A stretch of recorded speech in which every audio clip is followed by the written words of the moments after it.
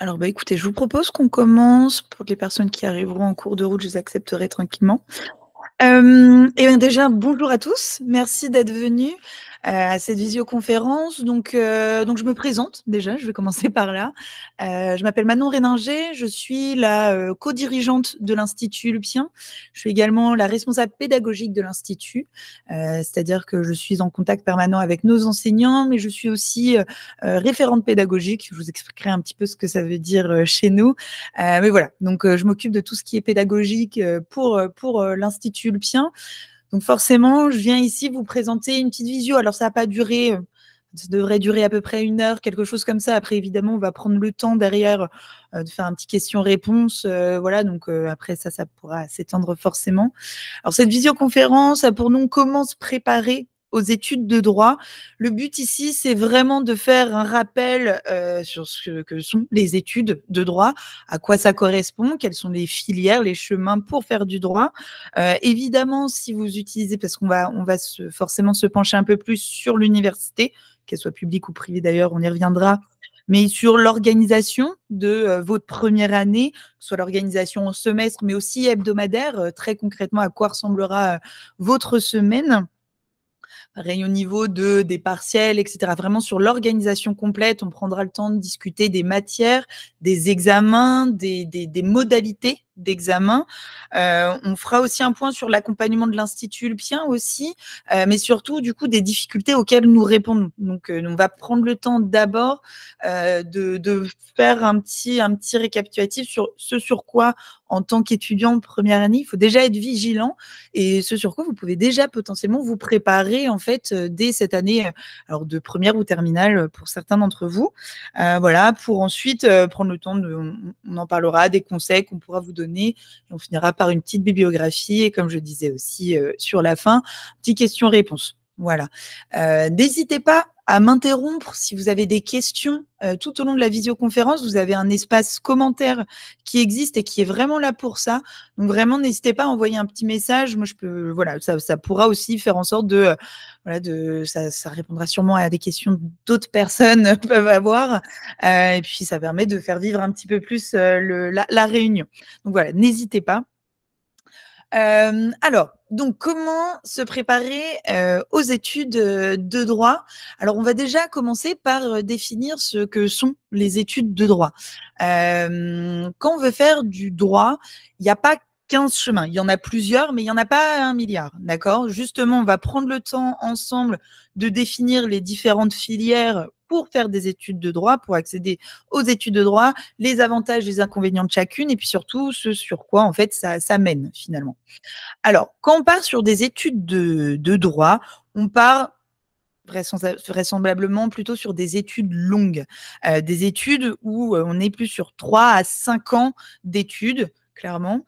On va avoir des facultés, donc ça c'est la voie un petit peu classique de quand on veut faire du droit, la faculté, alors qu'elle soit publique ou privée. On va avoir aussi des BUT carrière juridique ou des BTS, notamment collaborateur juriste notarial, par exemple. Alors, concernant les facultés, donc je vous ai dit, tout le monde ne le sait pas forcément, mais il existe des facs publiques et des facs privées également. Les facs publiques, donc c'est celles que tout le monde connaît très clairement, que chaque grande ville va avoir. Pour vous donner une petite ordre d'idée, l'avantage de ces universités publiques, ça va être clairement la renommée. D'accord? La renommée et les qualités de l'enseignement de ces facultés-là. Ça peut paraître pour certains un peu contre-intuitif, mais il faut vraiment se rendre compte que les facultés publiques ont une meilleure réputation d'un point de vue professionnel, j'entends bien souvent, que certaines facultés privées. Donc là-dessus, il faut être vigilant. Donc les facultés publiques, vous en avez un peu partout, celles de Rennes, Rouen, Nantes, Angers, Sorbonne, à Paris, il y en a énormément. Donc la faculté où là, évidemment, le désavantage, ça pour le coup, tous parents les connaissent, mais aussi les étudiants, ça va être clairement le manque d'accompagnement. Vous êtes énormément à l'université. Alors, tout dépendra évidemment de l'université choisie, mais vous avez des universités comme Rennes, Nantes, Rouen, on est plus aux alentours de 1000 élèves à peu près. Rennes, j'en avais vu jusqu'à 1100 à peu près en première année. On va être un peu moins sur des universités comme Vannes ou Saint-Brieuc. Mais voilà, vous êtes quand même énormément à l'université et il y a clairement, vous n'êtes pas accompagné. Il y a une vraie autonomie qui se fait sur ces cursus-là et c'est clairement ce qui peut faire peur à beaucoup d'étudiants ou parents. Voilà, donc ça, c'est l'avantage, l'inconvénient, ça va être de cette fac publique, ça va être ça, clairement. Ensuite, on a les facs privées. Alors, l'avantage là des facs privées, c'est en effet le nombre qui est moindre pour le coup. Les facs privées, on va plutôt les trouver dans les instituts catholiques, par exemple Rennais, Lillois ou même à Rouen, l'UBO, etc., l'UCO à Rouen. Voilà, vous avez des facs privées. Alors là, sur ces facs privées, en effet, vous êtes un peu moins. Donc, il y a un accompagnement, ça peut faire moins peur pour certains étudiants. Voilà, donc ça a cet avantage-là. Par contre, là où on a le désavantage, et vraiment pour le coup, si c'est vraiment quelque chose qui vous intéressait, je vous invite à vous renseigner auprès de ces facultés privées directement. Ça va être au niveau de la renommée, au niveau professionnel. Parce qu'il faut savoir que les facs privées, on y reviendra, mais souvent on fait une licence et après un master. Les facs privées ne débouchent pas sur des masters. Alors les facs privées, on propose peut-être un ou deux, voire pas du tout des fois. Ils sont souvent très nouveaux et d'un point de vue professionnel, c'est pas encore tout à fait ça. Donc, si jamais une fac privée vous intéresse, renseignez-vous. Enfin, je vous invite en tout cas à vous renseigner auprès de cette fac privée sur l'insertion professionnelle post-master chez eux. Tout simplement parce que on le sait, en tout cas, je vais vous l'apprendre si c'est pas déjà su. À l'université, donc on va avoir sa licence en 3 ans et après on aura le master en 2 ans. Pour accéder à ces masters-là, il y a une sélection qui va se faire entre la licence 3 et le master 1, donc entre la 3e et la 4e année. Cette sélection, elle est relativement difficile. On est vraiment pour vous donner un ordre d'idée, sur un Parcoursup version un poil plus difficile. Un poil plus difficile dans le sens où une université va proposer, par exemple, si on souhaite faire un master en droit de la santé, par exemple, un étudiant va postuler à 30 universités différentes, de 30 masters de droit de la santé différents.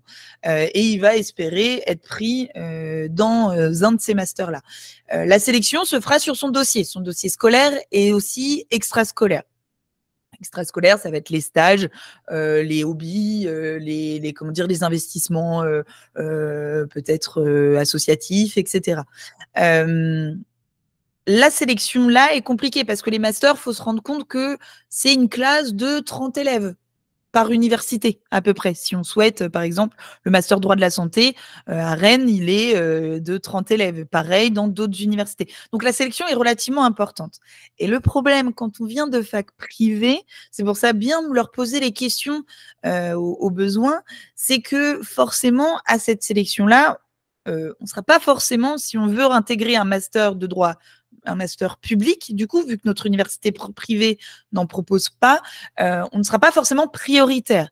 Alors, ça vient évidemment pour certains du fait qu'on vienne du privé, il y a toujours ce petit truc public, privé, etc. Mais aussi, surtout, parce que les enseignants de master qui vont sélectionner leurs étudiants vont estimer qu'ils ne connaissent pas leur méthodologie à eux, etc. Donc, bien faire attention à ça. Si vous hésitez entre public et privé, ce sont des facteurs à connaître. En tout cas, et n'hésitez pas à poser les questions.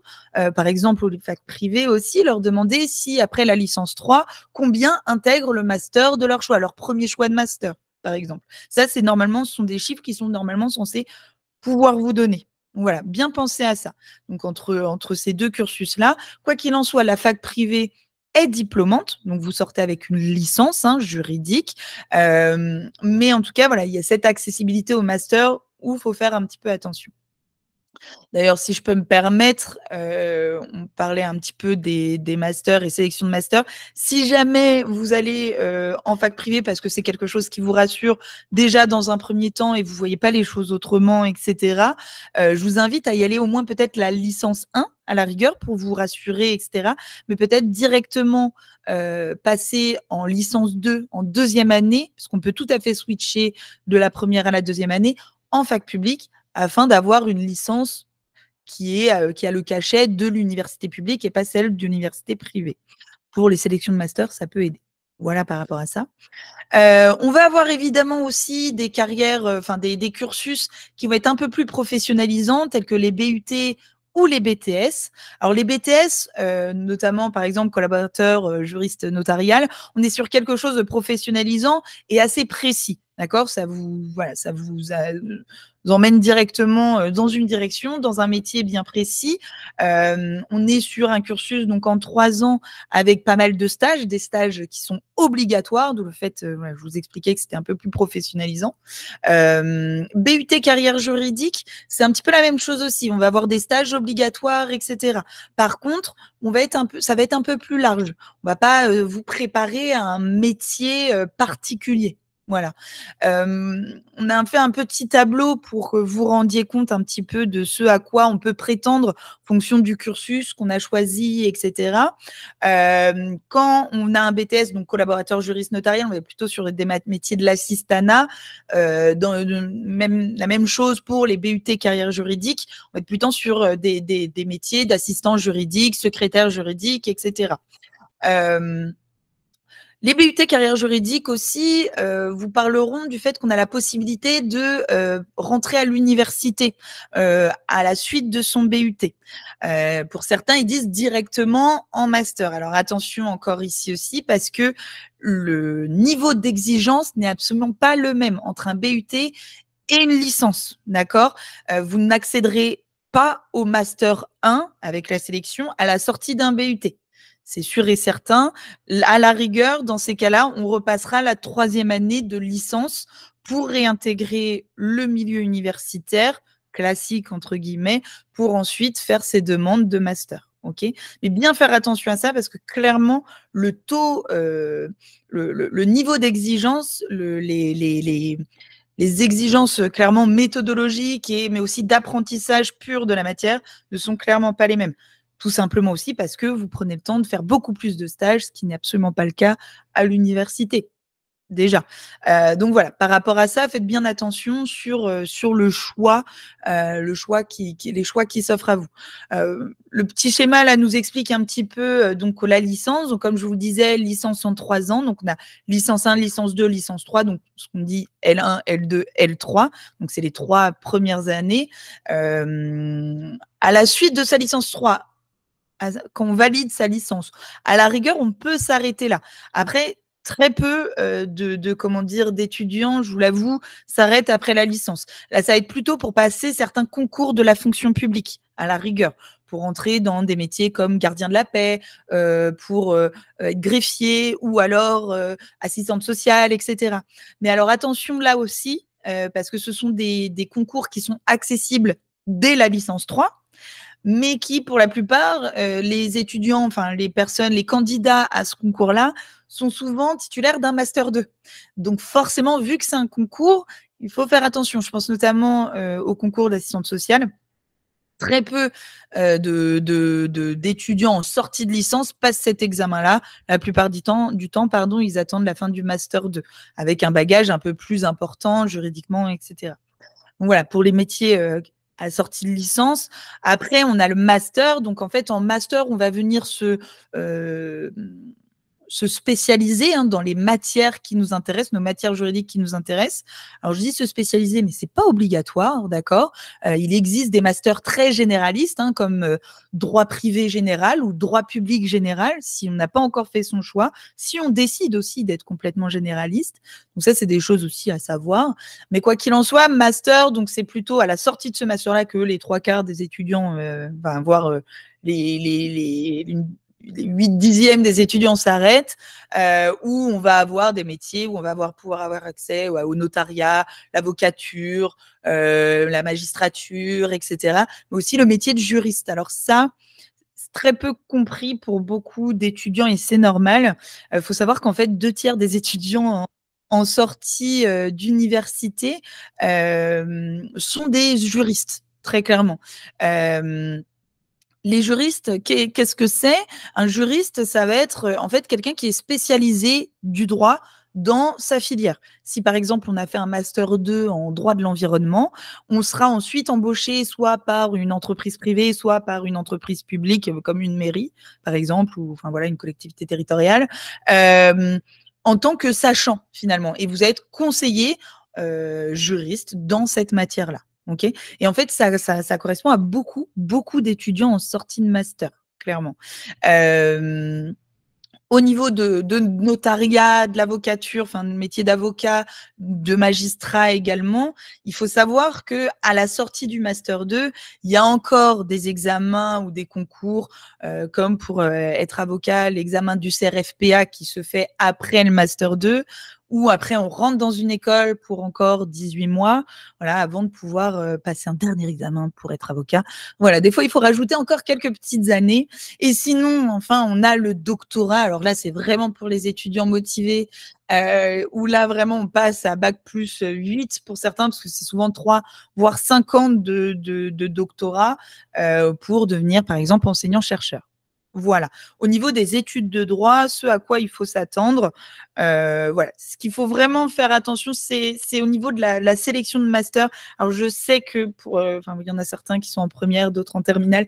J'imagine bien que ça peut paraître très très lointain c'est plus difficile de se projeter. Mais il faut savoir que vraiment la sélection de master qui se fait sur son dossier scolaire et extrascolaire, les demandes, on les fait dès le premier semestre de licence 3, dès le premier semestre de L3. Donc finalement, on va être évalué pour notre accessibilité, enfin notre accession au master, sur notre première et notre deuxième année de droit. Et une toute petite partie de notre troisième année. Donc c'est vraiment dès le début qu'il faut être bon, quoi, tout simplement. Donc après, évidemment, ça dépend des masters que vous souhaitez. Je pense à un master qui est très demandé en ce moment, c'est le DJCE, notamment droit commerce international, etc. Où là, on est sur des masters avec très forte demande et du coup avec une exigence qui est très importante aussi. Je pense au DJCE, par exemple, de Rennes, qui est dans les meilleurs de France avec celui de la Sorbonne ou d'Assas. Vraiment, ça va être les trois bons masters, où là, par exemple, eux, ils vont demander à ce que les étudiants aient un minimum de 12 de moyenne depuis leur premier semestre de L1. Donc, dès les débuts, tout début de l'université. Évidemment, tous les masters ne demandent pas n'ont pas ces exigences-là, loin de là. Donc voilà, mais il faut savoir que c'est important, il faut y penser. Surtout que l'université en elle-même, qu'elle soit publique ou privée d'ailleurs, à aucun moment ne sera là pour vous dire faites des stages, faites des choses, etc. Ce sera à vous d'être en autonomie là-dessus. OK. Voilà par rapport à ça. Je disais le dossier scolaire, donc ça va être les notes évidemment, les notes de contrôle continu aussi, mais le dossier extrascolaire est très très très important en fonction de ce qu'on souhaite faire. Clairement, le premier conseil, ça va être les stages. Alors, tout le monde n'a pas la chance de connaître des juristes dans son entourage et la chance de pouvoir faire des stages facilement grâce au piston, mais ne baissez pas les bras. Il vous faut des stages. Moi, le conseil que je pourrais vous donner, en tout cas celui que je donne à mes étudiants à l'Institut Ulpien, c'est un minimum, et je parle d'un minimum, d'un stage par an en licence. Un stage en première année, deuxième année, troisième année. Évidemment, ce sont des stages d'observation d'une semaine. Il y a pas, voilà, c'est pas très grave, mais faites des stages. Personne ne vous obligera à faire des stages, mais faites-en, parce que déjà, d'une, pour vous, clairement, d'un point de vue orientation, pour savoir si c'est vraiment ce qui vous intéresse ou pas, c'est important, mais aussi, du coup, pour votre dossier extrascolaire. Le dossier extrascolaire aussi, c'est, par exemple, faire des choses qui sortent un petit peu de l'ordinaire. S'inscrire dans une association, que ce soit des associations de l'université, mais aussi des associations extérieures. Ça va être aussi faire des choses clairement qui sortent de l'ordinaire. Moi, je sais que par exemple, me concernant, alors c'était il y a quelques années, mais avant de rentrer dans mon master, j'avais eu les sélections. Donc souvent on envoie le dossier et après il y a un oral qui va se faire, un entretien qui va se faire. Et pendant cet entretien, souvent on va nous parler de notre dossier extrascolaire, montrer qu'on n'est pas un 12 parmi tant d'autres 12 sur 20 de moyenne, et donc montrer un petit peu qui on est et ce qu'on veut, etc. Et à cet entretien-là, par exemple, j'avais juste noté sur mon CV que j'avais fait de la radio libre sur Twitch. Voilà, à l'époque, c'était une plateforme qui n'était absolument pas connue, mais on ne parlait pas du tout de droit. Mais en tout cas, je l'avais noté. C'est quelque chose qui sortait de l'ordinaire et tout de suite, en fait, on a passé pratiquement tout l'entretien là-dessus, à discuter de ça, de ce que ça m'avait apporté pour l'aisance à l'oral, etc. Et tout de suite, ça fait la différence. Par exemple, il y a aussi des responsables de master qui vont apprécier le fait que vous ayez travaillé les étés. Parce que vous partez, vous êtes quelqu'un de plutôt débrouillard. Voilà, ça va dépendre en fait. Vraiment, ne négligez pas ce dossier extrascolaire, parce que je sais qu'on a tendance à se laisser porter par les études parce que c'est déjà un sacré morceau, mais pensez à ça dès le début. Vraiment, forcez-vous. Moi, je sais que, alors je sais qu'à Rennes ils ont ça, à Nantes aussi. Pour les autres, c'est pas forcément obligatoire, mais on a ce qu'on appelle des PPPE. C'est une sorte de choix de matière où en fait souvent moi je dis mettez le stage, comme ça on s'oblige à faire un stage dès le début de l'année, on n'a plus le choix et au moins on y va. Donc voilà, par rapport à ça au niveau de la sélection, master, etc. Continuons maintenant sur les études de droit. Alors, quelques statistiques. Alors, on va prendre le temps un peu d'expliquer ce à quoi ça correspond, etc.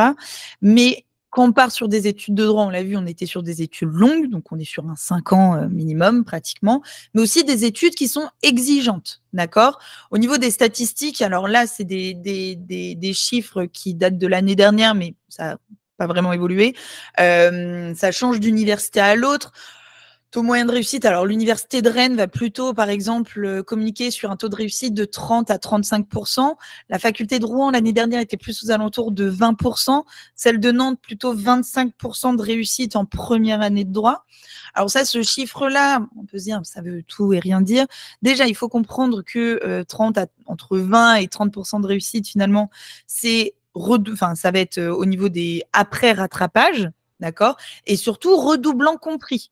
OK?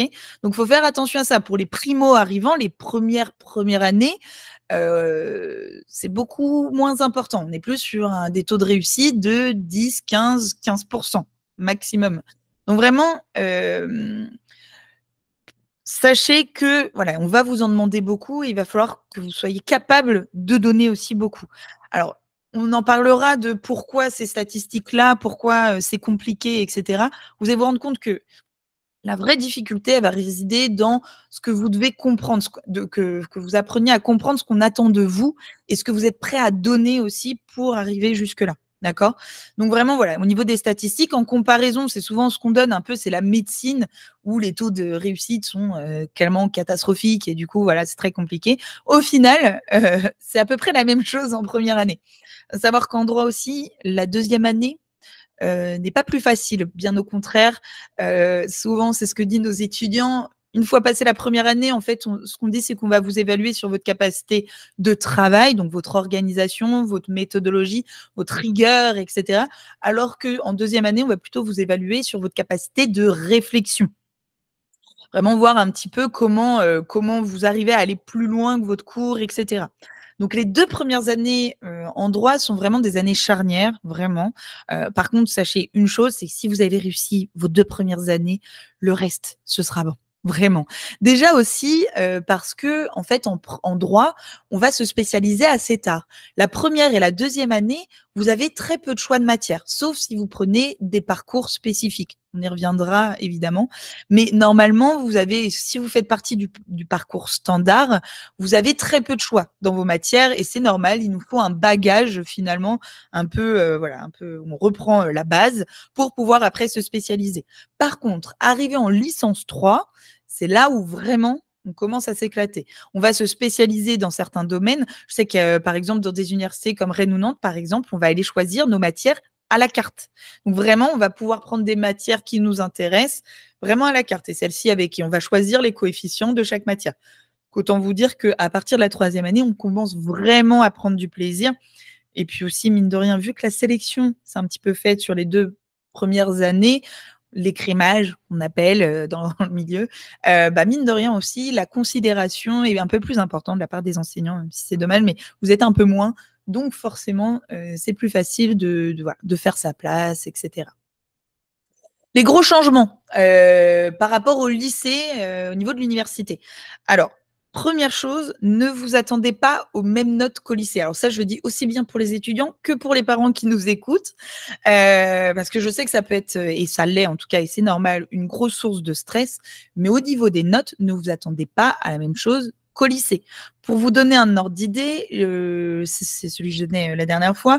À l'Institut Le Pien, on a une étudiante là le semestre dernier qui a fini major de la fac, donc de licence 1. Donc ça veut dire la première sur à peu près 1100 élèves, hein, d'accord, de l'Université de Rennes. Elle a majoré à, je crois qu'il me semble, c'était 14, 15, 14,5, 15 de moyenne, d'accord. Donc avec 14,5 de moyenne, on est la première de toute la promotion.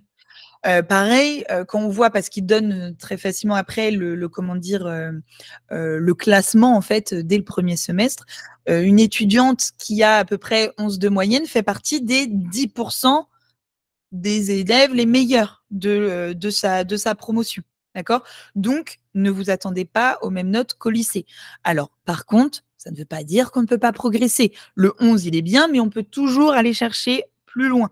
D'accord? Mais des notes qui sont difficilement entendables au lycée, comme des fois des 6 ou des 7, c'est clairement une moyenne à l'université. Voilà. Donc je préfère prévenir tout de suite parce que ça peut être un choc dès le début. Donc il faut vraiment être conscient de ça. L'autre changement est celui qui est, je pense, le plus important et qui a un impact direct sur votre réussite ou non, ça va être l'autonomie et la méthodologie de travail qu'on attendra de vous. En effet, à l'université, qu'elle soit publique ou privée, encore une fois d'ailleurs, si vous allez en cours ou pas, personne ne vous dira rien. D'accord? Là, pour le coup, il y aura aucune forme d'émargement ou quoi que ce soit. C'est vous et votre conscience. Donc, si ça arrive très régulièrement, hein, on se dit ah non, mais là le prof il va trop vite, du coup j'arrive pas à prendre en note. J'ai récupéré le cours de l'année dernière. Dans ces cas-là, je vais plutôt aller bosser à la BU pour je vais aller plus vite. Ça marche 2 semaines. Au bout de la 3e semaine, on se réveille un peu plus tard en mode ouais, mais de toute façon, je reprends le cours un peu trop rapidement, j'ai un peu d'avance. Et au final, au bout d'un mois, on est complètement perdu et on a pris un retard monstrueux. Première chose, allez en cours. C'est non négociable, quoi, pour le coup. Si vous voulez réussir, il faut aller en cours. Déjà parce que la moitié des profs savent que la plupart des étudiants, enfin, qu'une bonne partie des étudiants n'y vont pas. Et donc, ils sont pas bêtes aussi, ils donnent quelques petits tips sur les examens, les petits contrôles continus, etc., que ceux qui vont en cours ne vous donneront pas, évidemment. Donc vraiment, allez au cours. L'autonomie va être totale, que ce soit sur le fait d'aller en cours, comme je disais, mais aussi sur votre travail. Personne ne vous dira comment travailler telle ou telle matière, à quel niveau, enfin, c'est-à-dire au niveau du temps horaire, etc.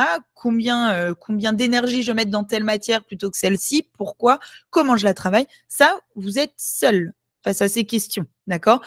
Pas parce que les profs s'en fichent de vous, parce qu'ils sont des mauvais profs, pas du tout, vraiment. Sont à l'université des très bons enseignants, ils sont souvent pas là par hasard, mais c'est juste qu'ils ont trop d'élèves. Ils peuvent pas se permettre de répondre à 1100 mails tous les jours, quoi, tout simplement. Donc, faire attention à ça. Si vous savez dès maintenant, vous avez tendance à procrastiner énormément, à vous laisser un peu déborder par les événements, etc., essayez d'avoir cette rigueur même dès maintenant pour le bac, par exemple, ou même pour les étudiants de première, pour l'année prochaine de terminale. Enfin, vraiment, c'est quelque chose qu'il faut conscientiser pour pouvoir l'anticiper derrière. Voilà. Maintenant qu'on a fait un petit peu, on a parlé de ça, je vais prendre le temps un petit peu de vous expliquer l'organisation de la première année, notamment par semestre au niveau des matières. Alors, je prendrai le temps de vous expliquer par exemple celle de Rennes, de Nantes, de Rouen, mais aussi celle d'Angers. Alors, on reviendra un petit peu sur toutes ces universités, mais clairement, c'est sensiblement la même chose à chaque fois. Quoi qu'il en soit, vous avez votre année universitaire est coupée en 2 semestres. Comme là, pour vous, elle a été coupée en 3 trimestres. Là, ce sera coupé en 2 semestres. Le premier semestre qui commencera en septembre, début septembre pour se finir mi-janvier, début janvier, mi-janvier avec les partiels, et le deuxième semestre qui reprendra mi-janvier pour se finir mi-mai, à peu près, en comprenant les partiels également. Chaque semestre donc donnera lieu à des enseignements différents, d'accord? Alors ils se répondent les uns les autres, mais en tout cas, ce sont des matières qui vont être différentes d'un semestre à l'autre. À la fin de chaque semestre, alors je parle pour les étudiants de Rennes, Nantes, Angers, enfin pour toutes les Assas, et cetera, sauf Rouen. J'en parlerai un petit peu plus en détail après. Vous aurez des examens de fin de semestre, ce qu'on appelle des partiels, d'accord? Ces partiels-là, c'est clairement ce qui fait un peu peur à tous les étudiants. C'est en fait sur 2 semaines de temps, vous allez passer des examens, un peu comme pour le bac finalement. Pour Rennes, par exemple, ça correspond à 75% de la note finale du semestre. Pour Nantes ou Angers, par exemple, c'est 50-50. 50 contrôles continus, 50 partiels. Pour Rennes, ça va être 25-75. Pour des universités comme la Sorbonne ou Assas, 25-75 aussi. D'accord? Donc, c'est des périodes relativement stressantes, sur 2 semaines à peu près, où vous aurez des examens de fin de semestre. D'accord? Tout au long du semestre, vous aurez par contre des cours et des travaux dirigés. Alors ça, je vais y venir. Au niveau des semestres, vous allez voir, par exemple, si je prends Rennes, mais c'est le cas aussi dans les autres universités, au semestre 1, on va avoir 3 majeurs. Alors là, vous voyez, je fais la différence entre les majeurs et les mineurs. Alors, vous avez le cas également à Nantes ou Rouen ou Angers. La différence entre les majeurs et les mineurs, les matières majeures dites fondamentales et les mineurs, ça va être clairement, dans un premier temps, les coefficients. Alors, sur l'université de Rennes, les coefficients sont vraiment différents. Donc, c'est-à-dire que les majeurs, on est sur un coef plutôt 8, alors que les mineurs, par mineur, plutôt un coef 3 ou 2. D'accord? Alors que dans des universités comme celle de Nantes ou Angers, on est plutôt sur des coefficients de 2 ou 1. D'accord? Majeur coef 2, mineur coef 1. D'accord? Donc forcément, au niveau des partiels, ça va jouer un peu plus. Mais la vraie différence entre majeur et mineur, ça va être clairement que vous allez vous retrouver avec des matières. Donc vous avez pour les majeurs des matières, enfin vous avez des cours en amphithéâtre, mais ça comme les mineurs, donc vous avez cours en amphithéâtre. Mais pour ces majeurs-là, vous allez en plus avoir ce qu'on appelle travaux dirigés, des TD. D'accord? Donc les TD, qu'est-ce que c'est? Ces travaux dirigés-là, en fait, c'est la mise en pratique de vos cours en amphithéâtre. D'accord? Et ça, vous les avez seulement pour vos matières majeures. OK? Ces travaux dirigés-là, pour les étudiants rennais, il y a 8 séances par matière. Pour les étudiants nantais, on en a 10. Pour les étudiants de Rouen également, 10 aussi. Angers, c'est pareil. Il y a vraiment Rennes où c'est 8. Ou en gros, par exemple, si on prend la matière comme droit des personnes au premier semestre en L1 à Rennes, on va commencer à avoir les cours en amphithéâtre, donc de droit des personnes, avec notre prof référent qui donne son cours tous les mercredis matins, par exemple. Mais au bout et ça intervient, si la rentrée s'est faite en septembre, c'est plutôt début octobre que les TD vont commencer, tout simplement pour vous laisser un petit peu le temps d'avoir un peu de matière au niveau du cours. Ensuite, on va avoir les travaux dirigés qui vont commencer en début octobre. Et là, du coup, chaque semaine, sur 8 semaines, vous aurez un TD de droit des personnes. Pareil en droit constitutionnel, en histoire des institutions publiques. Okay, c'est la même chose dans les autres universités.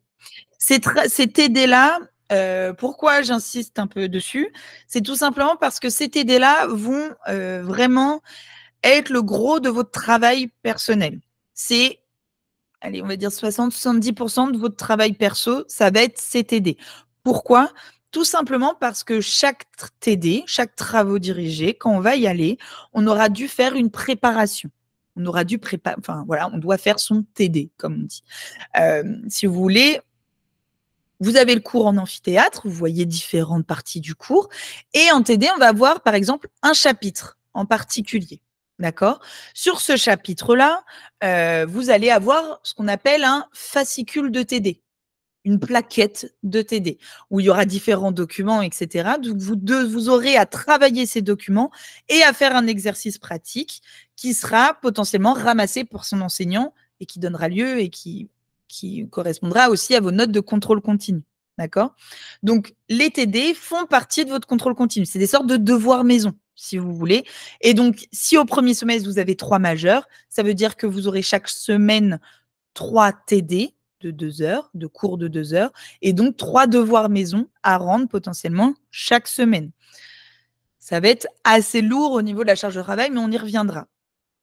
Au niveau des matières, maintenant, et du coup, les mineurs, et juste pour que je finisse sur la différence majeure-mineure, donc les majeurs, cours en amphi, les cours en TD, donc des petits cours en classe, c'est des cours en classe de 30-40 étudiants, ça va dépendre des universités, où justement le prof va reprendre un petit peu le cours d'amphi, il va aller un peu plus loin pour aller amener de la réflexion, et vous allez corriger l'exercice que vous aviez à faire, justement. Pour les matières mineures, les matières sans TD, du coup, vous allez juste avoir les cours en amphi. Et c'est ça le problème, en tout cas pour beaucoup d'étudiants, c'est qu'en fait, on ne vous demandera rien tout au long du semestre jusqu'au partiel. Et là, c'est compliqué. Tout simplement parce que autant les majeurs, on a des deadlines à respecter parce qu'on doit rendre ses devoirs chaque semaine, ou alors l'enseignant a préparé un contrôle continu juste de connaissances, auquel cas on est obligé de se forcer à apprendre la matière au fur et à mesure. Les mineurs, pas du tout. Le prof fait son cours en amphi chaque semaine et ça donnera lieu 3 mois après à un examen. Donc l'examen sur Rennes, les mineurs, c'est des examens d'1 heure. Sur Nantes ou Rouen, on est plutôt sur des examens de 30 minutes. Ça va dépendre des matières et surtout des enseignants et de ce qu'ils souhaitent. Donc des examens assez courts et avec finalement, où là vraiment c'est juste recracher son cours. C'est du par cœur, par cœur. Alors quand on a au premier semestre seulement 2 mineurs, on peut se dire OK. Mais là, on voit par exemple à Rennes, mais c'est le cas aussi à Nantes, Rouen, Angers, on le voit. On a énormément de mineurs sur le semestre 2 notamment. On se retrouve avec finalement énormément de matière à apprendre. Et ça, pour le coup, beaucoup d'étudiants ont tendance à se dire ouais, là, j'ai pas de deadline avec celle-là, je vais commencer à l'apprendre quand j'aurai le temps. Spoiler alert, on n'a jamais le temps. Et donc, il est impossible pour un étudiant, je le dis tout de suite, d'apprendre 5 mineurs. Donc, au deuxième semestre, par exemple, 5 mineurs, ça correspond à peut-être 400 ou 500 pages par cœur en 2 semaines, pendant les périodes de révision. C'est impossible, d'accord? Donc, vraiment, pour le coup, les mineurs, c'est quelque chose que vous devez anticiper. Quand bien même à la fac, on ne vous le répétera pas, c'est à vous d'être assez rigoureux pour vous forcer à apprendre au fur et à mesure votre matière mineure. Voilà. Donc, c'était un petit peu la petite chose auquel il faut déjà faire attention, les petits conseils déjà auxquels il faut faire attention. Et surtout, s'il vous plaît, et ça c'est vraiment pour le coup, j'invente rien parce que c'est des conseils que donnent mes étudiants de deuxième année à mes étudiants de première année à chaque témoignage, etc. Ne négligez pas les mineurs parce que même si les coefficients sont un peu plus faibles, c'est du par cœur. C'est bête et méchant. Si on est organisé, on a possibilité de vraiment performer dans ces matières-là. D'accord? Et donc, il faut vraiment aller chercher ces points-là. Parce que comme je vous le disais, aller chercher les points, quand on voit que 10% en premier semestre de la promo arrive à plus de 11 de moyenne, voilà, c'est important d'aller chercher les points faciles. Donc, vraiment, ne négligez pas ces matières-là, s'il vous plaît. Voilà par rapport à ça. Au niveau des matières, maintenant à proprement parler, à quoi ça correspond? Alors, il y a des petites choses qui vont évoluer en fonction d'une université à l'autre, mais c'est vraiment sensiblement la même chose. Alors, à Rennes, par exemple, vous allez voir qu'en matière majeure, on va avoir droit des personnes. Alors, droit des personnes, qu'est-ce que c'est? Alors, droit des personnes, à Rennes, ça s'appelle comme ça. À Nantes, on parle plutôt de introduction au droit privé et droit des personnes. À Rouen, on est sur l'intro générale au droit, mais il y a du droit des personnes également dedans. Et la faculté d'Angers, pareil, on parle d'introduction générale au droit. Voilà, mais c'est la matière finalement de droit privé général du premier semestre. Alors, droit des personnes, on est sur une matière, alors à quoi ça correspond? Ça va être plutôt tout ce qui va avoir attrait à l'acte d'état civil, déjà dans un premier temps. À partir, par exemple, son nom, l'imprescriptibilité du nom. Est-ce que si mes ancêtres avaient une particule, est-ce que je peux demander à la voir une nouvelle fois? Ça va être le changement de sexe aussi, par exemple. On va voir l'intersexualité, la transidentité, etc. Ça va être aussi l'accession en fait à cette personnalité juridique. À partir de quand je suis une personne juridiquement? Donc être une personne juridiquement, ça veut dire aussi à partir de quand j'ai des droits et des devoirs. Ok, mais aussi la perte de cette personnalité juridique. Et qu'est-ce que ça implique également? Ça va être aussi tout ce qui concerne la personnalité directement, donc la dignité de la personne humaine, par exemple le droit à la caricature, la dignité humaine versus le droit à l'information, etc. Donc ça va être plutôt droit des personnes. Pour les autres universités que celle de Rennes, vous allez intégrer évidemment de l'intro général au droit avec, parce qu'à Rennes, c'est une matière à proprement parler. Où là, vraiment, on reprend la base de la base. La distinction entre droit public, droit privé, droit subjectif, objectif, etc. C'est vraiment la base de ce qu'on doit connaître en droit. Ces matières-là vont donner lieu plutôt à des exercices comme le commentaire d'arrêt, fiche d'arrêt et commentaire d'arrêt. Donc, c'est des matières plutôt, en fait, c'est commenter des décisions de justice. On vous donnera sous les yeux une décision de justice et on vous demandera de la commenter. Dans un premier temps, vous nous ferez juste un récap de qu'est-ce qui s'est passé, donc c'est la fiche d'arrêt. Et ensuite, vous irez plus loin dans la réflexion. Qu'est-ce que ça veut dire au vu du droit positif, etc. Machin. Donc vraiment, c'est ça. Droit des personnes, intro général au droit et droit des personnes, ça va être ça. Ensuite, on va voir droit constitutionnel. Droit constitutionnel, alors au premier semestre, ça va correspondre en fait à quels sont les choix institutionnels qui s'offrent à quelqu'un qui crée un État, en fait, tout simplement. Est-ce que je veux un État, décentralisé, unitaire et décentralisé, un peu comme on a en France, par exemple, ou un État fédéral, comme aux États-Unis ou en Allemagne, par exemple. Quels sont les choix, par exemple, sur les mandats? Un mandat représentatif ou un mandat impératif? Ce qui veut dire aussi quel choix de démocratie il s'offre à nous. Et quelles sont les différentes démocraties et qu'est-ce qui les différencie? Démocratie directe, semi-directe, représentative. Voilà, ça va être un petit peu tout ça. Quels sont les choix? Ça va être aussi sur le référendum, comment il existe, comment il est utilisé à travers le monde, etc. Vraiment, c'est des choses assez je vais dire intéressante, mais c'est juste parce que c'est ma matière finalement. Mais c'est une matière pour le coup qui parle très peu aux étudiants en première année, notamment au premier semestre, parce qu'on a vraiment des notions qui sont un peu plus subjectives. C'est plus compliqué de comprendre la différence entre la souveraineté nationale et la souveraineté populaire que en droit des personnes, de comprendre finalement que le nom, il y a de principe une imprescriptibilité, voilà. Je parle déjà depuis un petit moment, mais voilà. Donc c'est une matière assez subjective où ça nécessite quand même mine de rien pas mal de réflexion. Il y a un vrai travail de réflexion autour de ça. Donc voilà, être vigilant, c'est une matière qui souvent fait un peu peur. Ça c'est vrai, le droit constitue, on va le retrouver dans toutes les mêmes universités et ça va être le même programme à chaque fois. Pour le coup, il n'y a rien qui change. Ensuite, on aura une autre majeure qui va être plutôt une matière historique. À Rennes, ils l'ont appelée Histoire des institutions publiques. À la faculté de Nantes, pour moi, on est sur l'histoire directement des politiques et constitutionnelles. Ou introduction historique aux sources du droit, c'est ça. À Rouen, on est sur l'introduction historique au droit public. Voilà, c'est un petit peu en fait cette matière-là.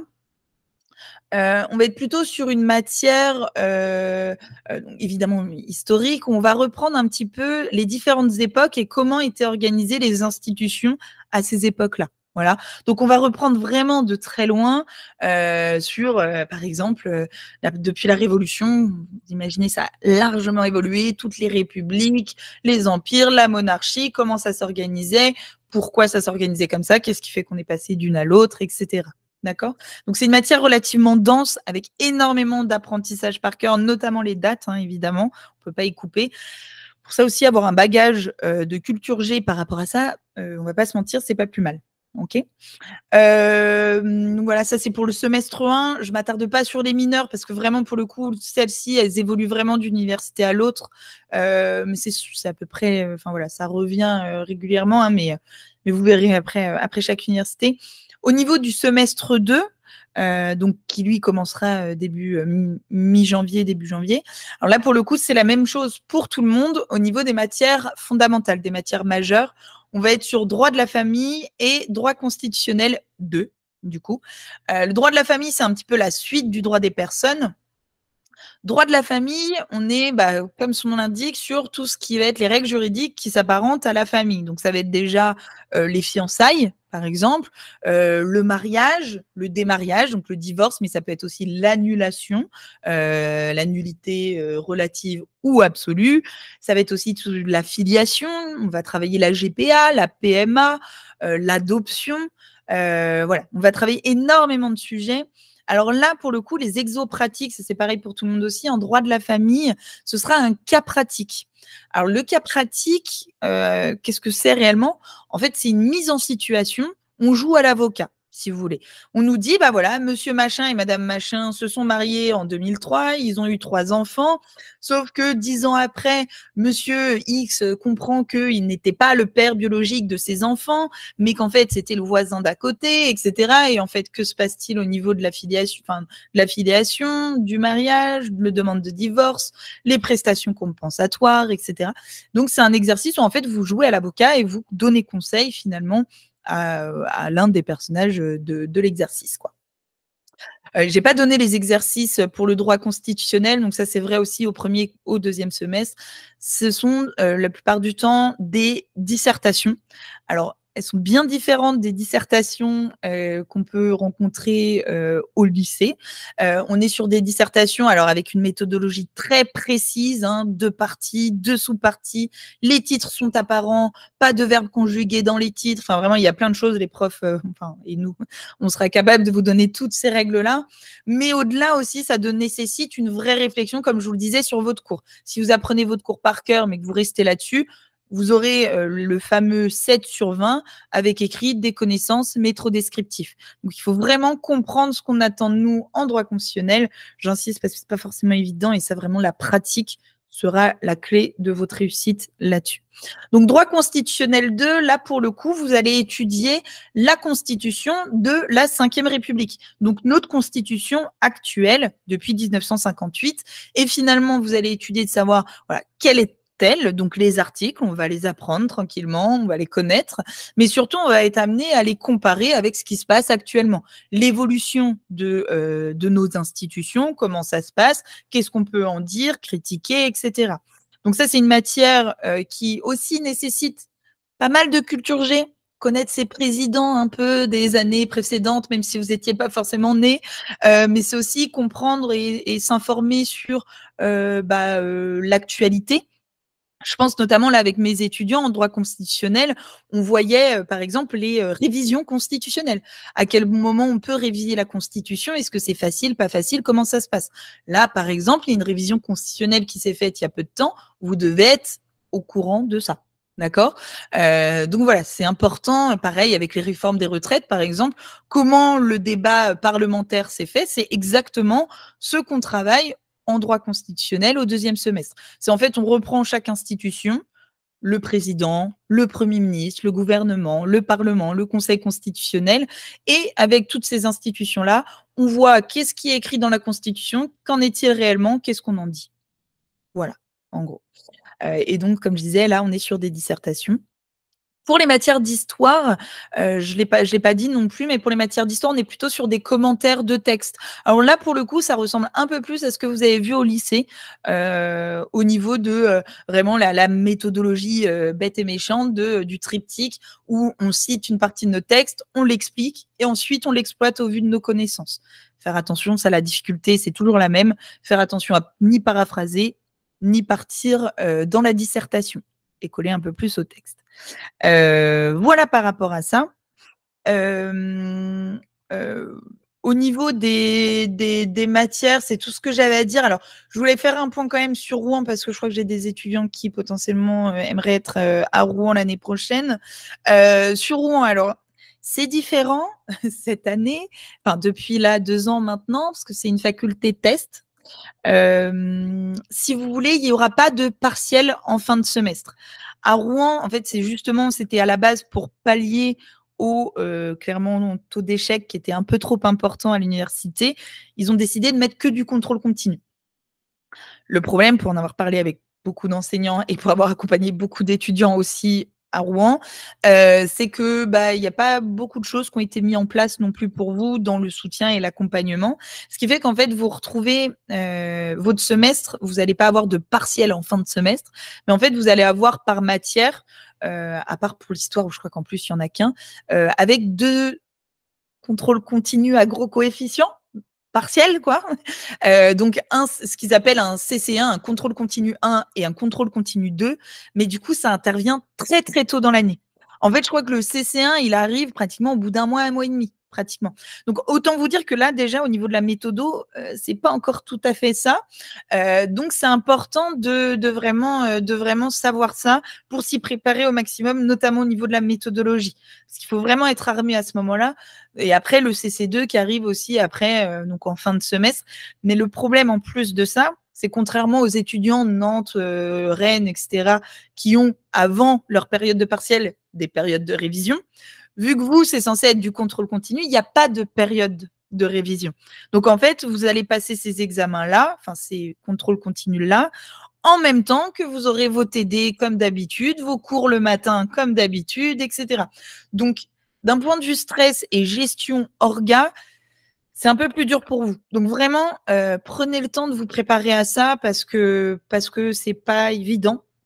Et surtout qu'en plus, les enseignants n'ont pas plus de moyens pour vous corriger, ce qui donne lieu à des examens seulement de QCM, alors que ça nécessiterait vraiment de la vraie rédaction, etc. Donc c'est un peu compliqué. Alors à savoir qu'à chaque CC1, en fait, à chaque fois que vous avez les notes finales de vos contrôles continus, vous allez avoir ce qu'on appelle la seconde chance et où là, vous allez avoir pratiquement 2 ou 3 semaines du coup de révision pour passer ces rattrapages. Et là, pour le coup, vous les passez directement après.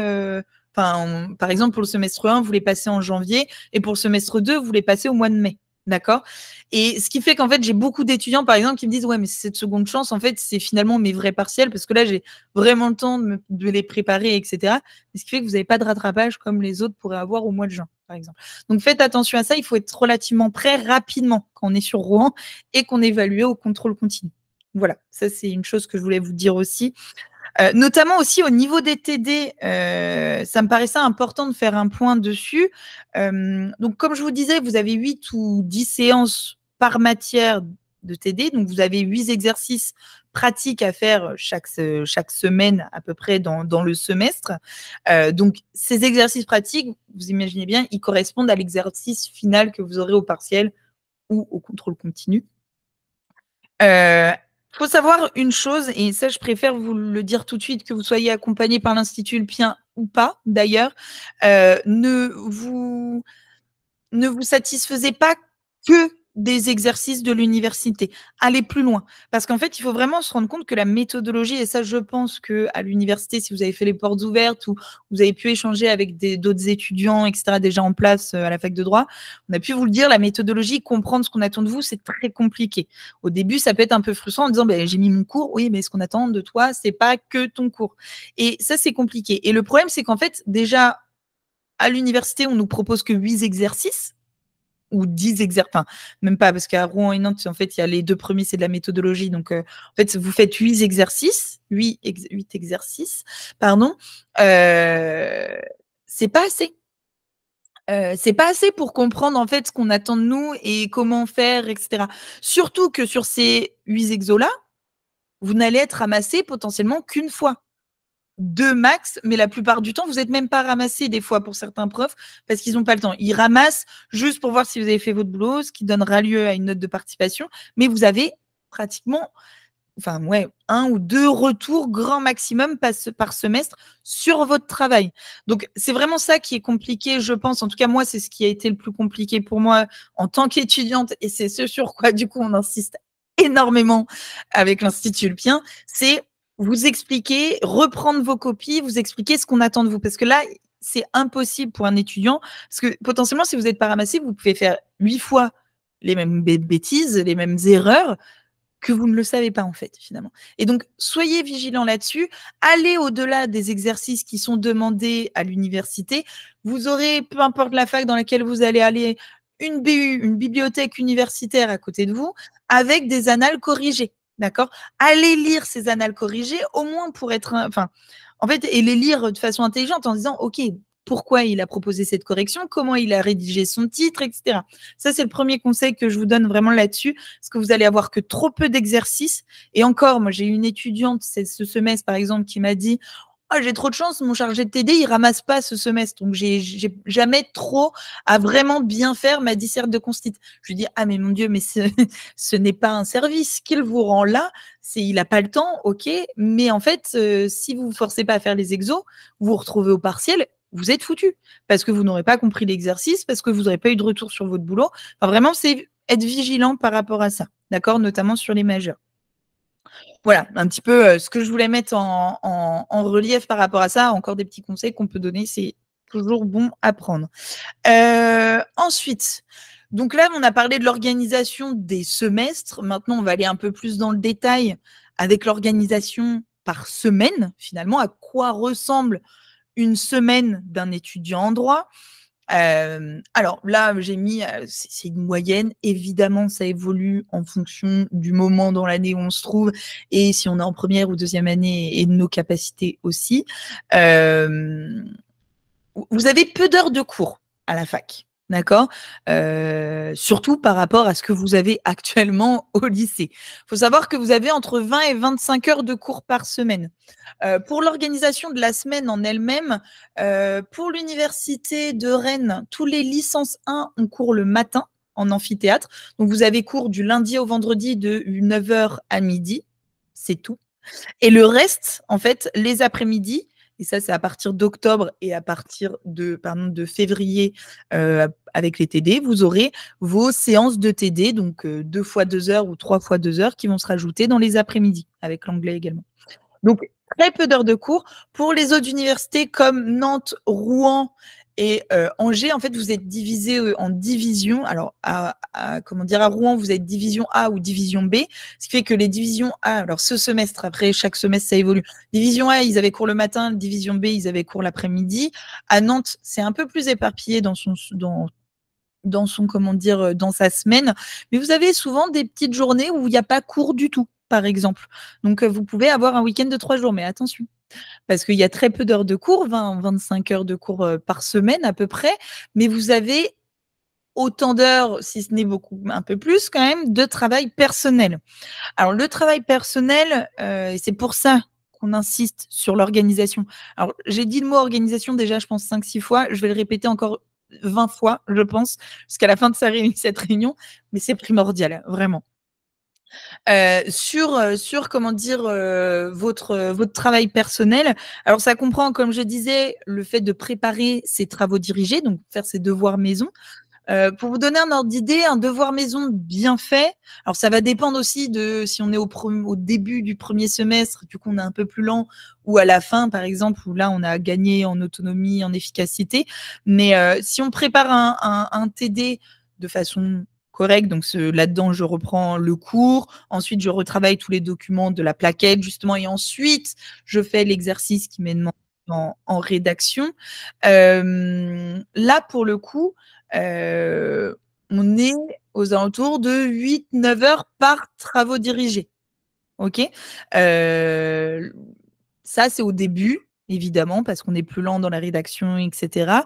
Mais clairement, fin de semestre, si vous faites, je pense votre TD, vous le préparez en 6 heures. 5-6 heures. Si vous mettez moins de temps, c'est que c'est pas normal et que vous faites pas les choses assez en profondeur au niveau de la connaissance des cours et le travail des plaquettes. OK? Mais du coup, ça, c'est par matière matière à TD. Donc, si vous en avez 3, bah, vous faites 9 fois 3. Déjà, on a beaucoup. Mais c'est surtout que en plus de ces devoirs maison à préparer chaque semaine, il n'y a pas que ça à faire. Derrière, il y a aussi la remise au propre de son cours qu'on a pris en amphi à l'écrit, enfin sur l'ordinateur, parce que il faut modifier, je sais pas moi, corriger les fautes d'orthographe, mettre les titres beaux, etc. Tout simplement parce que c'est votre base de travail après. Donc remettre au propre son cours, ça va être aussi travailler et apprendre ses mineurs. Parce qu'on l'a dit, il faut pas se laisser avoir, il faut pas se retrouver à la fin du semestre à apprendre toutes ces mineurs d'un coup. D'accord? Mais c'est aussi, par exemple, se retrouver avec apprendre aussi les majeurs, parce qu'on va avoir des contrôles continus pendant les TD. Donc, il y a énormément de travail perso. D'accord? Mais par contre, alors ça, je préfère le dire tout de suite aussi, et c'est important, vous pouvez avoir une vie aussi à côté de la fac de droit, parce que je sais que je fais peut-être un peu peur depuis le début, mais vraiment, c'est pas comme on pourrait s'imaginer comme en médecine, on doit faire que ça, que ça, que ça. On peut avoir une vie en dehors de l'université de droit. Et moi, j'insiste même, faites en sorte d'avoir une vie à côté, familiale, sociale, etc., sportive, j'en sais rien. Vous avez le temps de faire du sport, de l'art, vous avez le temps de sortir aussi. Voilà, je pousse pas à la sortie et faire les soirées d'un thé, etc. Mais mine de rien, ça fait partie aussi de rencontrer des gens de sa faculté. Et mine de rien, c'est aussi important quand même, on ne va pas se mentir. Vraiment, c'est un équilibre à trouver. Il faut vraiment se rendre compte que avec une bonne organisation, vous avez vraiment la capacité de tout faire en fait. Et surtout, si vous êtes bien organisé, vous ne serez pas en stress quand vous serez en repos. Parce que ça, j'ai trop d'étudiants qui me disent maintenant, j'arrive pas à lâcher prise, il faut que je sois là, machin, mais là, je suis à la bourre. Du coup, là, l'anniversaire, j'ai pas profité. Et en fait, on a tout le temps la tête au travail. Et au final, quand on est au travail, on n'y est pas vraiment. Enfin, c'est compliqué. D'accord? Donc, pensez à vous organiser. Et ça, c'est une question que vous pouvez vous poser encore une fois dès maintenant. Est-ce que vous avez tendance à faire tout à la dernière seconde ou pas? Est-ce que vous pouvez pas dès maintenant vous forcer sur votre organisation, etc. OK? Voilà un petit peu, voilà à quoi correspond un peu votre semaine, type, clairement. Ensuite, on va du coup étudier le rôle, donc c'est surtout les comment dire, les problématiques liées à l'université, d'accord? Où il faut être prêt et du coup ce qu'on peut mettre en place pour ça, d'accord? Alors évidemment, l'organisation du travail, encore une fois, votre orga toujours parce qu'en fait, un étudiant qui est, bien organisé, c'est un étudiant qui est serein. Vraiment, parce que quand il bosse pour de vrai et quand il est en repos, il est vraiment au repos. D'ailleurs, prenez le temps dès maintenant aussi de vous poser quelques questions. Je pense notamment, et ça je le relie au stress justement que vous voyez sur le comment dire, la présentation. Prenez le temps dès maintenant de savoir qu'est-ce qui vous fait du bien. Qu'est-ce que vous de quoi avez-vous besoin pour, faire en sorte de déstresser justement? Ou de, clairement passer à autre chose? Est-ce que vous avez besoin de rentrer, voir votre famille, faire du sport, voir vos amis et cetera? Prenez le temps de définir de ça, déjà, parce que ça fera partie aussi des choses qu'il faudra garder dans votre organisation. C'est tout aussi important, d'accord? J'ai des fois aussi bien dans l'organisation, c'est important, pour avoir accompagné pas mal d'étudiants.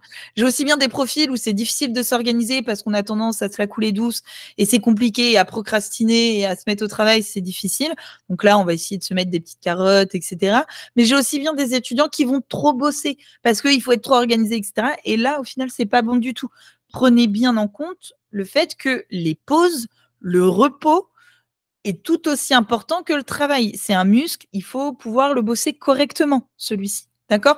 Sinon, vous allez péter juste un plomb et vous n'allez pas arriver à la fin de l'année. D'accord? Donc vraiment, prenez le temps de savoir, de vous connaître, en fait, finalement. Un étudiant qui arrive en troisième année, c'est un étudiant qui se connaît bien plus après ces trois premières années, après ces 2 années avant d'arriver en troisième année, justement parce que il sait poser les questions, il sait ce dont il a besoin, etc. OK? La solitude. Alors là, j'en parle parce que alors c'était vraiment le cas. Moi, j'ai eu beaucoup parce qu'on a eu le temps Covid aussi, évidemment. Donc là, c'était très compliqué. Maintenant, ça l'est un peu moins. Après, la faculté, c'est pas un endroit qui vous pousse à l'échange entre étudiants. Je pense notamment aux amphis, les cours en amphi. Vraiment, ça, pour certains, je ne sais pas si certains d'entre vous ont pu assister à certains cours. Il n'y a pas un bruit. C'est vraiment les étudiants, ils tapent ce que dit leur prof. On a l'impression qu'ils grêlent dans l'amphi tellement on entend juste les clics, clics, clics, quoi. Donc, c'est difficile de parler avec des gens en amphi. En TD, encore plus. Ça va être peut-être des fois, souvent là-dessus, en anglais, où on va avoir des travaux de groupe ou des choses comme ça. Ça peut permettre, pousser à la rencontre. Mais je vous invite vraiment à rencontrer des gens de l'université, aller vers eux, parce que mine de rien, c'est des personnes qui savent dans quel milieu vous évoluez, qui sauront aussi vous épauler et avec qui vous pourrez bosser aussi. C'est important aussi de savoir s'entourer quand on arrive dans un nouvel environnement. Pour ça aussi, ça je préfère le préciser parce que j'avais une étudiante qui m'avait dit que ça l'avait intéressée. Vous êtes divisé, donc comme j'ai dit, en amphi ou en division. À Rennes, par exemple, vous êtes divisé là pour le coup en fonction de votre nom de famille, l'ordre alphabétique. Vous êtes 3 amphithéâtres. Donc, vous aurez ni les mêmes cours, ni les mêmes profs, etc., ni le même programme. Donc, les amphithéâtres, c'est les amphis AE, FL et MZ. D'accord? Donc, si votre pote, si vous vous appelez Martin et que votre pote s'appelle Arthur, son nom, bah, vous ne serez pas dans les mêmes classes du tout. D'accord? Donc, ça, c'est à prendre en compte. Pareil à Rouen, division A, division B. À Nantes, le groupe 1, groupe 2. Je crois qu'il n'y a que 2 groupes pour le coup. Donc voilà. Pensez à ça aussi au niveau de. Pour se projeter, c'est des fois un peu plus facile. Évidemment, ce qui peut poser problème à l'université, ça va être le manque d'accompagnement à l'université. Ça, je ne vais pas y revenir, j'ai déjà détaillé pas mal, mais en effet, vous ne pourrez pas compter sur l'université pour répondre à toutes vos questions. Alors, il y a certains profs qui, du coup, arrivent à mettre en place, par exemple, des sites internet. Je sais qu'il y en avait un à Rouen qui avait réussi à mettre ça en place pour répondre aux questions maximum, un peu genre FAQ, etc. Mais c'est compliqué pour eux de toute façon parce que vous êtes beaucoup, quoi qu'il en soit. Donc voilà. Le stress, ça, j'en ai déjà parlé. L'efficacité aussi. Donc ça, je le rejoins avec la méthode de travail. C'est primordial, d'accord? L'efficacité et la méthode de travail. L'efficacité n'est possible qu'avec une bonne méthode de travail, une bonne méthodologie de travail. Alors ça, clairement, c'est quelque chose que vous devez déjà bosser dès là le lycée, clairement. Comment vous apprenez le mieux? Est-ce que vous apprenez mieux le matin, l'après-midi, le soir? Est-ce que vous êtes plutôt visuel? Vous avez besoin d'écouter? Est-ce que vous avez besoin de réécrire? Comment vous fonctionnez d'habitude? Quoi qu'il en soit, il faut que vous ayez une méthode la plus vite possible. D'accord? Connaître ces méthodes, c'est important. En sachant que nous, avec l'Institut, c'est ce qu'on travaille énormément, en tout cas dans les premiers jours, les premières semaines, parce qu'il faut éviter de perdre trop de temps. Parce qu'en fait, une matière, on ne va pas la bosser de la même façon que si on a un QCM de 40 questions à points négatifs, qu'une question, qu'un examen d'1 heure avec 2 questions transversales. Vraiment, on ne les apprend pas de la même manière. Pareil, si on a un examen de réflexion d'une dissertation comme en droit constitutionnel, on va apprendre les choses différemment. On ne va pas réapprendre tout son cours, on va apprendre par thématique de TD, par exemple. Voilà, il y a plein de choses qu'on peut mettre en place pour être efficace. Parce que ne pas être efficace, et ça, je le vois beaucoup trop, des étudiants qui ne sont pas efficaces dans leur boulot et qu'au final, ils bossent de 7h à 23h, qu'ils ont des notes catastrophiques et du coup, là, il n'y a rien de tel pour frustrer un étudiant, il dit allez, ciao, ça commence à m'embêter, ça, parce que je vois pas le retour sur investissement, en fait. Donc, parce qu'il y a une façon vraiment de travailler. Exemple typique, clairement, ça, je vous le dis tout de suite, si vous pensiez prendre votre note d'amphi, enfin les notes de cours à la main, ok, très bien. Par contre, si vous pensiez prendre vos notes à la main pour ensuite, à la maison, les remettre à l'écrit, à l'ordi, oubliez tout de suite. Parce que ça, vous allez perdre d'un temps trop important. Ça, j'ai des étudiants à chaque année, alors que j'ai beau le dire, chaque année, ils commencent à dire non, mais je prends la main comme ça, je sélectionne les infos et après, je remets au propre parce que ce sera plus simple après, etc. on perd trop de temps. Si vous prenez à la main, c'est que vous êtes capable de sélectionner et d'être propre directement et de réutiliser vos notes en direct, d'accord? Si vous reprenez à l'ordi après, etc., c'est pas possible, on perd trop de temps. Voilà, c'est des choses comme ça à savoir. Pareil pour les matières fondamentales, on va travailler par thématique de TD parce que c'est là-dessus qu'on sera évalué sur les 8 séances, par exemple, sur les 8 thématiques qui ont été vues en TD au partiel, d'accord? Vraiment là-dessus, il faut gagner en efficacité et en intelligence de travail. C'est apprendre à apprendre, finalement. Et c'est pour ça aussi qu'on se retrouve des fois avec des étudiants qui finalement... parce que ça aussi, c'est un truc qu'il faut... Parce que je sais que je peux faire peur à certains élèves, ils disent « Ah, mais moi, au lycée, j'ai pas des notes extraordinaires, du coup, ça va être catastrophique. » Je préfère vous le dire tout de suite, j'ai des étudiants qui ont souvent, allez, 11, 12 de moyenne à l'année depuis 3 ans au lycée, mais qui ont 11, 12 de moyenne à la fac.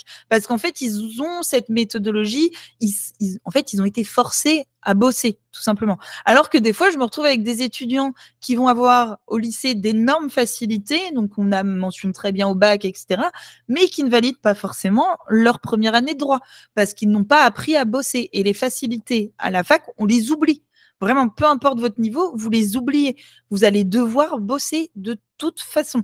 Peu importe votre niveau, votre facilité d'apprentissage par cœur, etc., vous allez devoir bosser. OK? Donc vraiment, prenez ce temps-là, pour le coup. Voilà par rapport à ça. Du coup, nous, ce qu'on a mis en place avec l'Institut Lpien, donc très concrètement, pour accompagner les étudiants. Alors, ça commence évidemment par des entretiens individuels hebdomadaires. Alors, les entretiens individuels, chez nous, en fait, ils se font via notre plateforme qui s'appelle Google Chat. Voilà, on n'a rien inventé. Et du coup, on utilise aussi nos entretiens, en fait, on les fait en visio via Google Meet, du coup, comme on utilise là actuellement. Chaque entretien individuel, en fait, c'est un étudiant. Chaque étudiant chez nous a son référent pédagogique. D'accord? Comme je disais, je suis référente pédagogique pour une bonne partie, pour une partie des étudiants de l'Institut Lpien. Donc, chaque semaine, je vais avoir un entretien avec mon étudiant. Cet entretien-là, il va durer 20-30 minutes à peu près. Évidemment, on le cale en fonction de votre planning, ce qui vous arrange, de votre sport, passeport, etc. Le but, c'est vraiment de faire un point sur évidemment vos questions, répondre à vos questions que vous pouvez avoir sur comment dire, sur la semaine juridique, hein, évidemment. Mais c'est aussi prendre le temps de parler de votre organisation.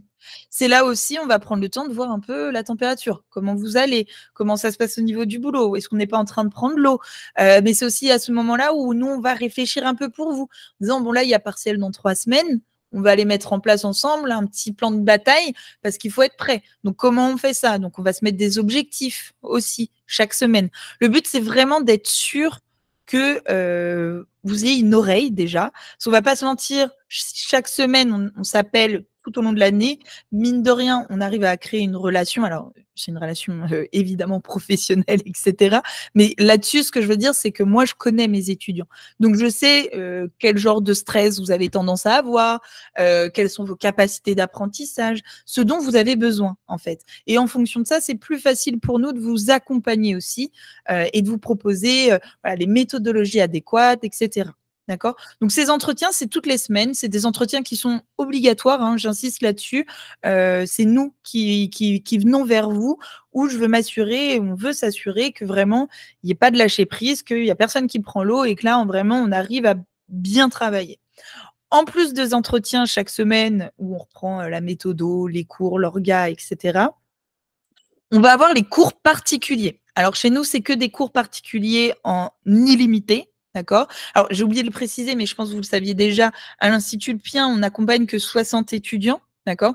Justement pour se permettre d'être au taquet là-dessus et pouvoir vous proposer des cours particuliers en illimité et surtout des cours rapidement. D'accord? Donc, quand j'ai une demande, la plupart du temps, c'est dans la journée, le lendemain ou le surlendemain max. Mais c'est vraiment en fonction de votre planning, etc. Donc, en fait, c'est sur votre demande. Vous demandez des cours particuliers, soit parce que vous n'avez pas compris une notion de cours, vous avez vu en amphi le matin, mais aussi ça peut être parce que vous avez eu une note à la fac et vous comprenez pas la correction du prof parce qu'il a juste mis un vu avec un 7. Vous aimeriez bien un petit vrai retour sur votre boulot. Ça peut être aussi sur, par exemple, votre organisation. Typiquement, là, moi, mes étudiants sont en partiel, là. Il y a 3 semaines, j'ai eu un étudiant qui m'a appelé en disant: «OK, Manon, j'ai peur. Est-ce qu'on peut, là, tu peux me faire mon programme au quart d'heure près sur le mois là qui arrive, les 3 semaines qui arrivent là?» Et du coup, on a pris un cours, alors ça nous a pris facile 2 heures, hein, évidemment, à reprendre quart d'heure par quart d'heure, heure par heure, finalement, son planning, parce que c'était sa demande. D'accord? Le but des cours particuliers, en fait, c'est pas de vous obliger d'avoir des cours du soir qui peuvent être lourds sur un planning. C'est sur votre demande, vous assurer que vous compreniez votre cours. Et que finalement, plutôt que de passer 3 heures sur votre cours d'amphi sans vraiment comprendre ce que c'est, vous nous envoyez un simple message et souvent en 5 minutes, c'est réglé, en fait. Et donc ça vous permet vraiment, vraiment de gagner du temps là-dessus et surtout de vous assurer que, voilà, vous avez réponse à toutes vos questions. Là aussi où j'insiste, il n'y a pas de questions bêtes. Alors ça, je pense à l'institut, on vous le répétera régulièrement, mais ça c'est vrai aussi, même si vous n'êtes pas accompagné par l'institut, à l'université, levez la main, même en TD, pour poser des questions à vos enseignants. Pas en amphi, c'est compliqué, mais poser des questions, il n'y a pas de questions bêtes. Vraiment, il y a que des personnes, et j'en rencontre beaucoup, hein, qui disent: «Ah mais non, mais là du coup c'est 2e semestre, là c'est une question de base, je suis censée le savoir, la honte, je pose pas la question». Non, non, allez-y, vraiment. Il y a que des personnes bêtes qui ne posent pas de questions. Donc vraiment, allez-y. Le but, c'est de pouvoir vraiment répondre à tous vos besoins, que ce soit du coup sur l'organisation, sur les cours, sur la méthodologie, parce que justement, reprendre les copies ensemble, par exemple. Ça, c'est quelque chose d'important pour en fait récolter juste le fruit de tout votre boulot, finalement. Pareil, on vous propose aussi des sujets chaque semaine qui seront corrigés, qui donnent lieu à une correction extrêmement détaillée. Parce que moi, ça m'avait frustrée à la fac d'avoir très peu de détails sur mes corrections. Donc vraiment, ça a été vu avec les enseignants. On a des corrections très, très détaillées de chacune de vos copies. Corrections qu'on peut reprendre ensemble en cours particulier en plus, au besoin. Le but, c'est vraiment que vous compreniez ce qu'on attend de vous et que vous ne refassiez pas les mêmes erreurs. Et même quand vous avez une bonne note, comprendre ce qui marchait bien aussi, c'est important. Donc voilà, donc reprendre les sujets. Donc là, les sujets, on vous en propose 2 par semaine. Un en droit public, un en droit privé, donc vos matières agro-coef, d'accord. Sur ces exercices-là, alors le but, parce que ça souvent on nous le demande, est-ce que c'est pas trop dans une organisation d'un étudiant qu'on vient de voir qu'il y a déjà pas mal de travail perso? Alors la réponse est simple, c'est non. Pour moi, ça fait gagner du temps à l'étudiant. Vraiment, sincèrement, les étudiants qui font le maximum de sujets chez nous sont ceux qui ont le plus de temps pour eux et qui arrivent à faire un maximum de choses. Mais c'est juste que pas dans un premier temps, évidemment, et c'est aussi pour ça qu'on n'accompagne que 60 étudiants. C'est qu'il y en a où ça met plus de temps à comprendre la méthodo, et cetera. Donc il y en a pour qui ça va très, très vite et auquel cas ils nous font les 2 sujets directement et hop, ça roule et il y a pas de souci. D'autres pour qui, bah, c'est plus compliqué et du coup, au lieu de faire 2 sujets, on n'en fait qu'un ou à la rigueur, on n'en fait qu'un, mais en cours particulier, ensemble, pendant 30 minutes où on réfléchit dessus. On n'est pas non plus obligé, chaque semaine d'obliger un sujet et cetera. Mais il faut être par contre sûr et certain, enfin en tout cas je vous le dis, la clé de la réussite est dans la pratique. Donc je ne vous imposerai pas parce que le but clairement, c'est pas de vous noyer sous la charge de travail. Moi je veux que vous réussissiez à l'université, mais vous ne pourrez réussir à l'université que si vous faites des sujets. Voilà. L'avantage en plus, et ça, c'est vrai qu'on oublie de le dire, c'est qu'on se base sur votre programme à vous, d'accord? Sur le programme de votre enseignant à vous. Donc forcément, les sujets que vous avez, en fait, on essaye d'avoir une petite semaine d'avance. Ce qui fait qu'en fait, avec nos sujets à nous, si vous le faites, la semaine d'après, avec la fac, vous devez composer sur cette même thématique. C'est pas le même sujet, mais la même thématique. Donc à partir de ce moment-là, en fait, vous êtes beaucoup plus efficace dans votre travail.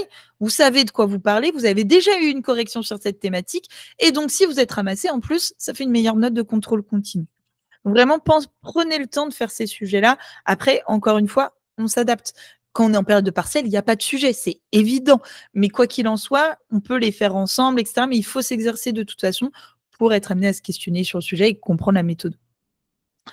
Alors, en plus de ça, avant de passer sur les stages, ça, je pense pour certains qui font partie du Pack Futur Juriste, vous le savez, on a mis en place aussi une plateforme pour pouvoir échanger avec nos étudiants. Alors, on n'a rien inventé, encore une fois, c'est Google Chat, mais ça permet en fait de pouvoir échanger de façon instantanée avec nos étudiants. Comment dire, le projet ici, c'est clairement que vous retrouviez à la BU, par exemple, en train de travailler sur un de vos TD à l'université, vous bloquez sur une notion, par exemple, et vous avez un simple message comme un WhatsApp ou un Messenger ou ce que vous utilisez pour nous envoyer un petit message. Nous, on a la notification directe, les enseignants ont la notification directe, ce qui vous permet d'avoir une réponse rapide à vos questions. D'accord? Donc voilà, on a mis ça en place parce que c'était compliqué pour les étudiants de prendre le téléphone et de nous appeler, trop peur de déranger, etc. Mais du coup, et j'incite aussi une fois là-dessus, plus vous poserez de questions, meilleur vous serez. Vraiment, moi, je vois aussi, parce que ça, j'entends trop de fois des étudiants me dire « Non, mais il y en a, ils sont trop doués pour la fac, ils ont des notes trop fortes, trop bien et tout ça. » Et en fait, ils sont meilleurs. Ils ont un truc, c'est meilleur. Les meilleurs étudiants que j'ai accompagnés à l'université avaient les mêmes notes que tout le monde dès le début. D'accord? Vraiment, on parle d'étudiants où la première copie de l'institut, elle a 5 parce qu'on n'a pas compris la méthode, mais comme tout le monde. Par contre, ce qui font que eux arrivent à aller atteindre des notes de 14, 15, 16, etc., c'est parce qu'ils posent des questions et qui s'organisent en fonction, qui du coup se disent « Ok, alors là, j'ai pas gagné des points. Pourquoi ? J'ai la réponse parce que j'ai posé la question. Qu'est-ce que je peux mettre en place pour ne plus faire cette erreur ?» Ça, c'est primordial. J'ai beaucoup trop d'étudiants qui, des fois, ont une correction et la lisent rapidement. Et en fait, quand je leur pose la question de du coup, t'en ressors quoi de cette correction, ils ne sont pas capables de me dire ce qu'ils en ont retenu. Et ça, c'est trop dommage parce que vous avez fait tout le boulot. Encore une fois, récolter les fruits de ce boulot-là. Vraiment, c'est important. Voilà, un petit peu pour c'était une petite digression. Mais en tout cas, voilà, on a la plateforme, on peut échanger très rapidement pour envoyer des messages, etc. Ça nous permet d'être présent pour vous, tout simplement. Du coup, enfin, pour finir, dans notre accompagnement, après, on finira par les derniers conseils qu'on peut donner, la bibliographie. On va voir les stages. Donc, pour les étudiants rennais, les stages peuvent se faire en présentiel, peuvent se faire aussi en distanciel si vous préférez. Pour les autres étudiants chez nous, les stages se font en distanciel obligatoirement. Donc, le stage de pré-rentrée, qu'est-ce que c'est? En fait, le stage de pré-rentrée, c'est qu'on travaille, en fait, on a 12 heures de cours d'introduction au droit. Ces cours d'introduction au droit, c'est quoi? C'est la base, en fait, tout simplement. Pourquoi on fait ces cours-là? C'est tout simplement pour que vous preniez de l'avance déjà sur la fac et sur les autres étudiants, et surtout que vous compreniez déjà dans un premier temps, le vocabulaire juridique. D'accord? Ça va vraiment faire la différence et vous allez arriver beaucoup plus serein en amphi à la faculté. En fait, parce que vous allez avoir bossé le cours en amont. Surtout qu'on va faire on va avoir les cours d'introduction au droit. On va pratiquement finir le programme d'introduction au droit alors que les autres l'ont à peine commencé. Et surtout, en fait, on va vous donner des exercices pratiques sur ces examens. On va vous donner des examens blancs d'introduction au droit. Le but ici, c'est pas de vous mettre dans une difficulté particulière, etc. Pas du tout. C'est que on veut, à l'Institut Ulpien, que dès maintenant, dès les premières semaines de la fac, vous compreniez les exigences de l'université. Vous compreniez le niveau d'exigence dans l'apprentissage. Je dis parce que à la Rennes, par exemple, ils faisaient ça avant, mais cette année, ça s'est arrêté. Des examens d'introduction au droit après 3 semaines après la rentrée. Le but était de ça, vraiment que vous compreniez quelles étaient les exigences de l'université. Très clairement, cet examen-là, tout le monde le passait, tout le monde ressortait. Et moi, la première, quand j'étais étudiante aussi, en mode, c'est bon, j'ai répondu à toutes les questions, j'ai recraché mon cours, tout devrait aller. La moyenne est de 6. Voilà. Parce qu'en fait, on n'a pas compris, et c'est normal, parce qu'on ne nous l'a jamais vraiment trop expliqué, ce qu'on attendait de nous sur ce genre d'exercice. D'accord? Donc, on va faire ces exos-là ensemble. On va vous mettre tous les pièges possibles et inimaginables dans lesquels, évidemment, vous allez tomber sur le premier examen et que vous allez être meilleur sur le deuxième et parfait sur le troisième. Et quand vous aurez votre examen de contrôle continu sur l'introduction au droit, et ça sera bon. Mais en tout cas, ce qui est sûr, c'est qu'il est important de comprendre l'exigence de l'université dès le début. Et ça, je sais que ça peut faire peur, les notes de l'Institut Ulpien. Alors, je vous le dis tout de suite, on n'est pas diplômant. Donc, en fait, que vous essiez 6 ou 18 avec nous, la seule différence, et ça, j'aime bien le rappeler, c'est qu'avec un 6, j'ai plus de conseils à vous donner. Vraiment, retenez ça aussi. C'est important de le voir comme ça. C'est la base un petit peu de notre accompagnement. Donc, stage de pré-rentrée, le but, c'est cours d'introduction au droit pour prendre de l'avance, arriver sereinement en amphi, dans la prise de notes aussi, ça je ne l'ai pas dit, mais du coup, ça vous oblige à être bon dans votre prise de notes. Nous, très rapidement, dès les premiers cours, on se rend compte si votre prise de notes est bonne ou pas bonne. Je vais vous demander vos cours pour voir un petit peu comment vous faites, pas pour vous fliquer ou quoi que ce soit. C'est juste pour vous dire, attention, là, il faut mettre plus de détails. Parce que si, dès le début, votre prise de notes, elle est biaisée parce que vous la prenez pas bien, tout simplement, c'est un peu foutu pour notamment les matières mineures, parce que c'est votre base de travail et d'apprentissage. Donc, si vous avez écrit la moitié des infos, ça va être vite compliqué.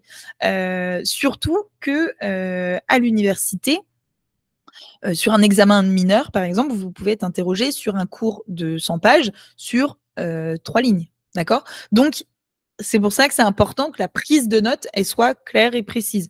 Et du coup, on peut le travailler ensemble dès le début. OK? Donc, stage de pré-entrée, commencer clairement très sereinement son année. Ensuite, on va avoir les stages de révision. Alors, eux, ils ont lieu au mois de décembre et au mois d'avril. Donc, en fait, pendant vos périodes de révision, donc clairement entre ouais, décembre et avril. Alors ouais, en décembre, ça court un peu jusqu'à janvier pour certains. Ces semaines-là, en fait, vous n'avez pas cours avec l'université et on reprend, en fait, vous allez avoir 4 examens blancs obligatoires, 6 de proposés. Le but, c'est clairement de vous mettre en condition d'examen. Pourquoi on souhaite vous mettre en condition d'examen? C'est pour des matières comme par exemple le droit de la famille où on a du cas pratique. La difficulté de cet exercice, alors outre la méthodologie du syllogisme, etc., mais une fois qu'elle est acquise, elle est acquise, c'est le temps. Parce que clairement, les professeurs, sachant que la difficulté n'est pas dans la réflexion, elle va être dans la rapidité d'exécution. Et donc, c'est important pour nous que vous confrontiez à ça. Clairement, les sujets, ils sont faits de sorte à ce qu'au lieu de vous avez 3 heures pour rédiger, ils sont faits de sorte à ce que vous ayez besoin de 3h30. D'accord? Et donc, c'est là-dessus qu'on va venir bosser notre efficacité. Pareil, le stage de révision, ça nous permet d'être sûr que toutes les thématiques soient acquises et maîtrisées. D'accord? Je ne veux pas juste qu'on soit. En fait, faire vraiment la différence entre avoir compris son cours et le maîtriser. C'est être capable vraiment de faire sien son cours et de pouvoir le mettre dans tous les sens et que sa réflexion puisse aller dans tous les sens au vu de son cours là. OK? Par exemple, moi, il est hors de question qu'à l'examen, un étudiant me dise: «Ah, on est tombé sur le parlement, du coup, j'étais pas trop à l'aise avec cette thématique, dommage». C'est impossible parce que si on n'a pas été à l'aise, on a eu du cours particulier dessus. Parce que pendant ce stage, on a ces examens en blanc obligatoires, mais on reprend des cours particuliers, on reprend tous ces cours depuis le début du semestre avec toutes vos questions. Alors ça peut être des questions très précises comme des questions genre: «J'aimerais bien revoir toute la partie 2», voilà, très large, où en fait on reprend tout son cours en cours particulier pour être sûr que tout soit acquis. Voilà au niveau de l'accompagnement. De l'Institut Lpien, on essaye d'être le plus complet possible pour nos étudiants, surtout s'assurer que vous ayez voilà, une oreille attentive avec plein de la meilleure bienveillance possible. Après, ça je le dis tout de suite aussi, mais ceux qui s'inscrivent à l'Institut Lpien sont souvent normalement au fait de ça. C'est pas parce que vous êtes inscrit à l'Institut Lpien que tout de suite on peut se la couler douce et tout va bien. Non, non, vous êtes inscrit à l'Institut Lpien, donc on va aller chercher le meilleur de vous-même. Si dès la rentrée, vous arrivez à me choper des notes comme 12, 13, etc., voilà, ok, pas mal, mais on va choper plus loin dans ces cas-là. Donc vraiment, partez de ce principe-là. Voilà. Le but, c'est toujours d'aller au-delà. Vous êtes que 60, donc on peut aller chercher assez loin et de façon très personnalisée. Et encore une fois, le but, c'est d'être vraiment la béquille de l'étudiant parce qu'on le sait, à l'université, voilà, ça manque d'accompagnement et c'est clairement dans cette optique-là qu'on a créé l'Institut Lpien et c'est pas pour rien qu'à la sortie de l'université, c'est la première chose qu'on ait faite finalement derrière après l'enseignement. Voilà par rapport à ça. Ensuite, au niveau oui, ça, c'est parce que c'est une question qui nous est souvent posée au niveau de nos résultats. Alors là, il y a écrit 80 mais je crois que c'était les résultats d'il y a 4 ans, il me semble. Chaque année, ça évolue.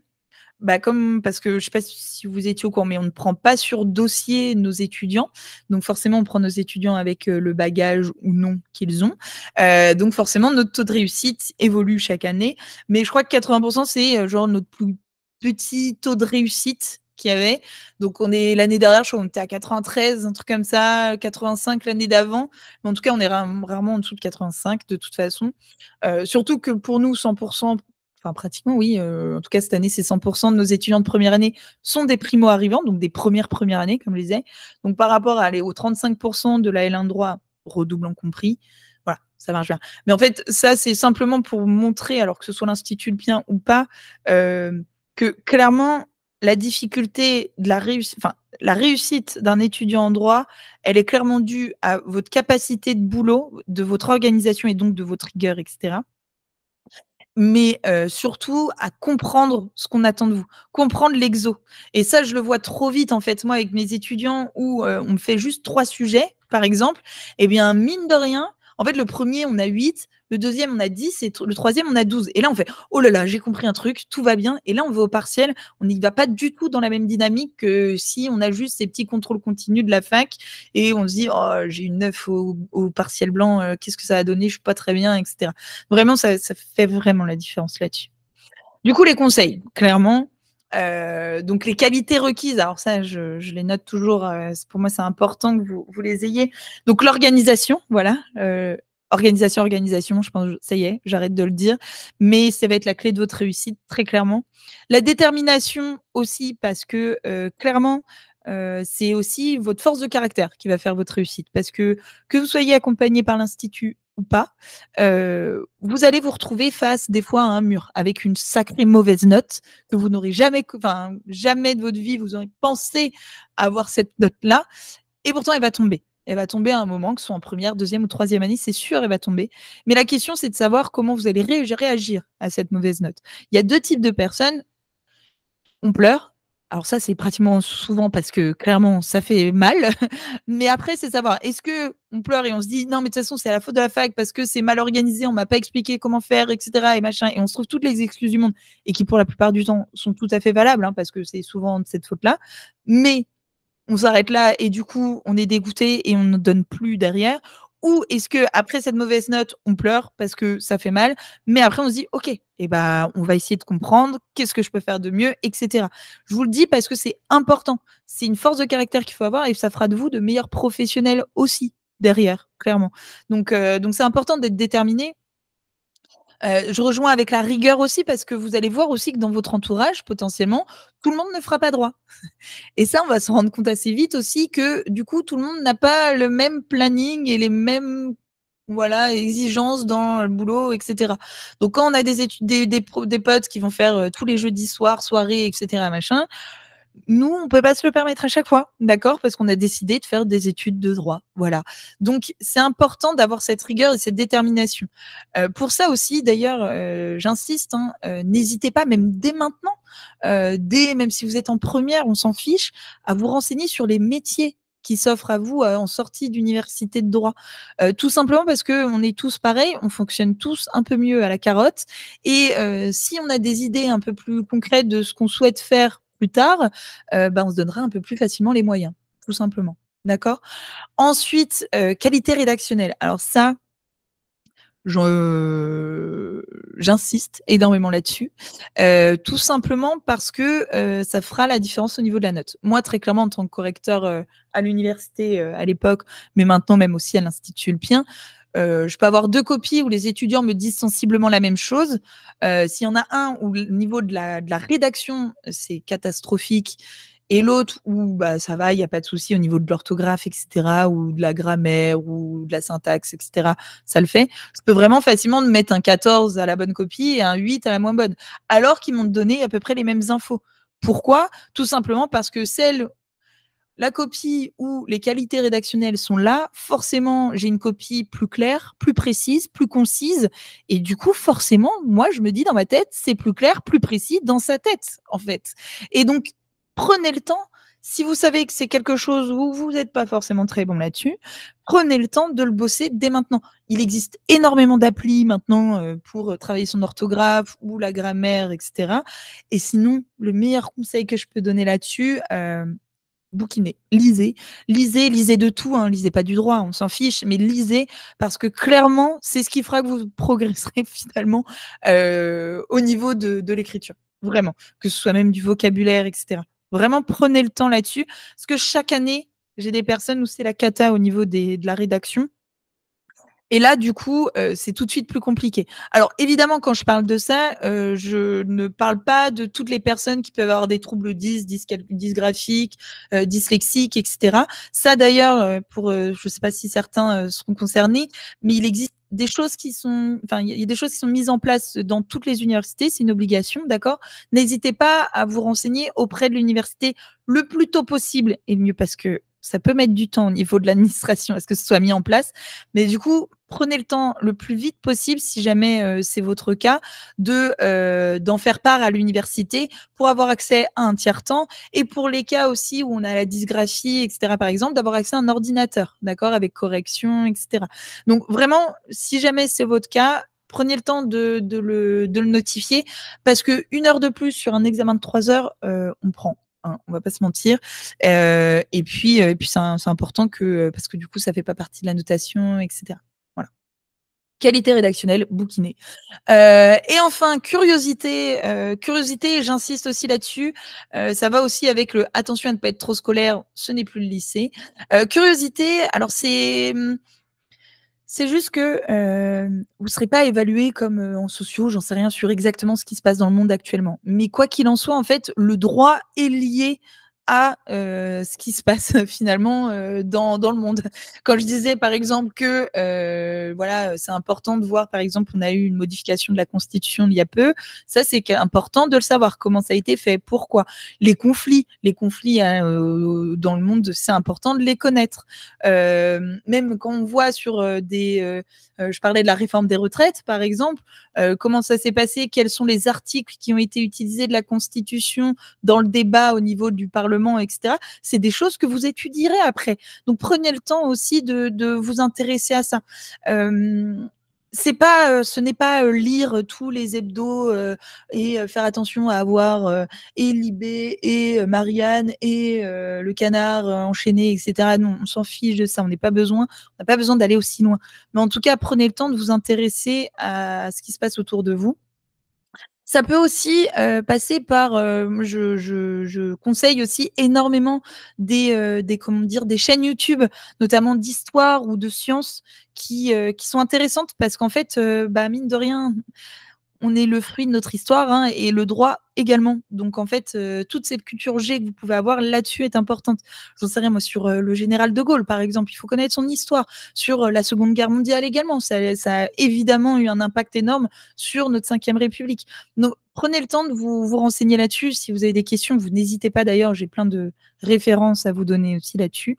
Mais en tout cas, soyez curieux. Parce que justement, ne pas être trop scolaire. Alors ça, j'en ai beaucoup à l'Institut Ulpien, des étudiants en tout cas que j'accompagne qui peuvent être très scolaires, parce que des étudiants très motivés pour faire du droit et qui savent qu'ils doivent donner de leur personne, etc. Alors ça, c'est très très bien, d'accord. Je ne remets pas ça en question, parce que l'orga est tout de suite, ça va beaucoup plus facilement, etc. Enfin, ça marche bien. Mais par contre, ne faites pas que ça. Ne vous satisfaisez pas que d'être bien scolaire. Maintenant, vous allez rentrer à l'université, on va vous demander de réfléchir et surtout de réfléchir par vous-même, d'accord? Prenez le temps de critiquer, en tout cas de vous questionner sur le cours de votre enseignant. Alors évidemment, sur une copie, vous ne direz pas que monsieur machin dit n'importe quoi, etc. Pas du tout. Mais par contre, c'est important que vous soyez vigilant à apporter une vraie critique et surtout, en fait, à vous questionner sur ce qui se passe autour de vous. Qu'est-ce que ça implique et d'où ça vient et pourquoi? Et en fait, très clairement, je le vois dans les corrections que je vais pouvoir donner et les copies que j'ai pu corriger, les 3/4 du temps, ce que je note sur les copies, c'est pourquoi. Allez au bout de votre réflexion, posez-vous des questions. Si vous faites ça, vous réussirez. Voilà, par rapport à ça. Pareil, donc réflexion juridique, donc ça revient à la même chose, hein, mais c'est vraiment très important. La réflexion juridique, elle s'apprend pas bêtement, d'accord? Elle vient se pratiquer. Et c'est pour ça, j'insiste encore une dernière fois et après j'arrête sur la pratique. Pratiquer, ou en tout cas, lisez des corrections, etc. Mais ne vous laissez pas juste porter par la fac, parce que sinon, ce ne sera pas, ce sera pas suffisant. Tout simplement. Voilà par rapport à ça, voilà nos conseils, en tout cas les premiers conseils on peut vous donner. Enfin, et je finirai là-dessus sur la bibliographie. Alors ça, c'est évidemment, ça peut évoluer d'une année sur l'autre et en fonction de vos enseignants. on n'est pas sur des livres à acheter obligatoirement, pas du tout, vraiment. Et puis, si vous pouvez attendre, là, c'est vraiment si vous avez envie de lire pendant les vacances pour vous préparer, et encore, c'est vraiment pas nécessaire.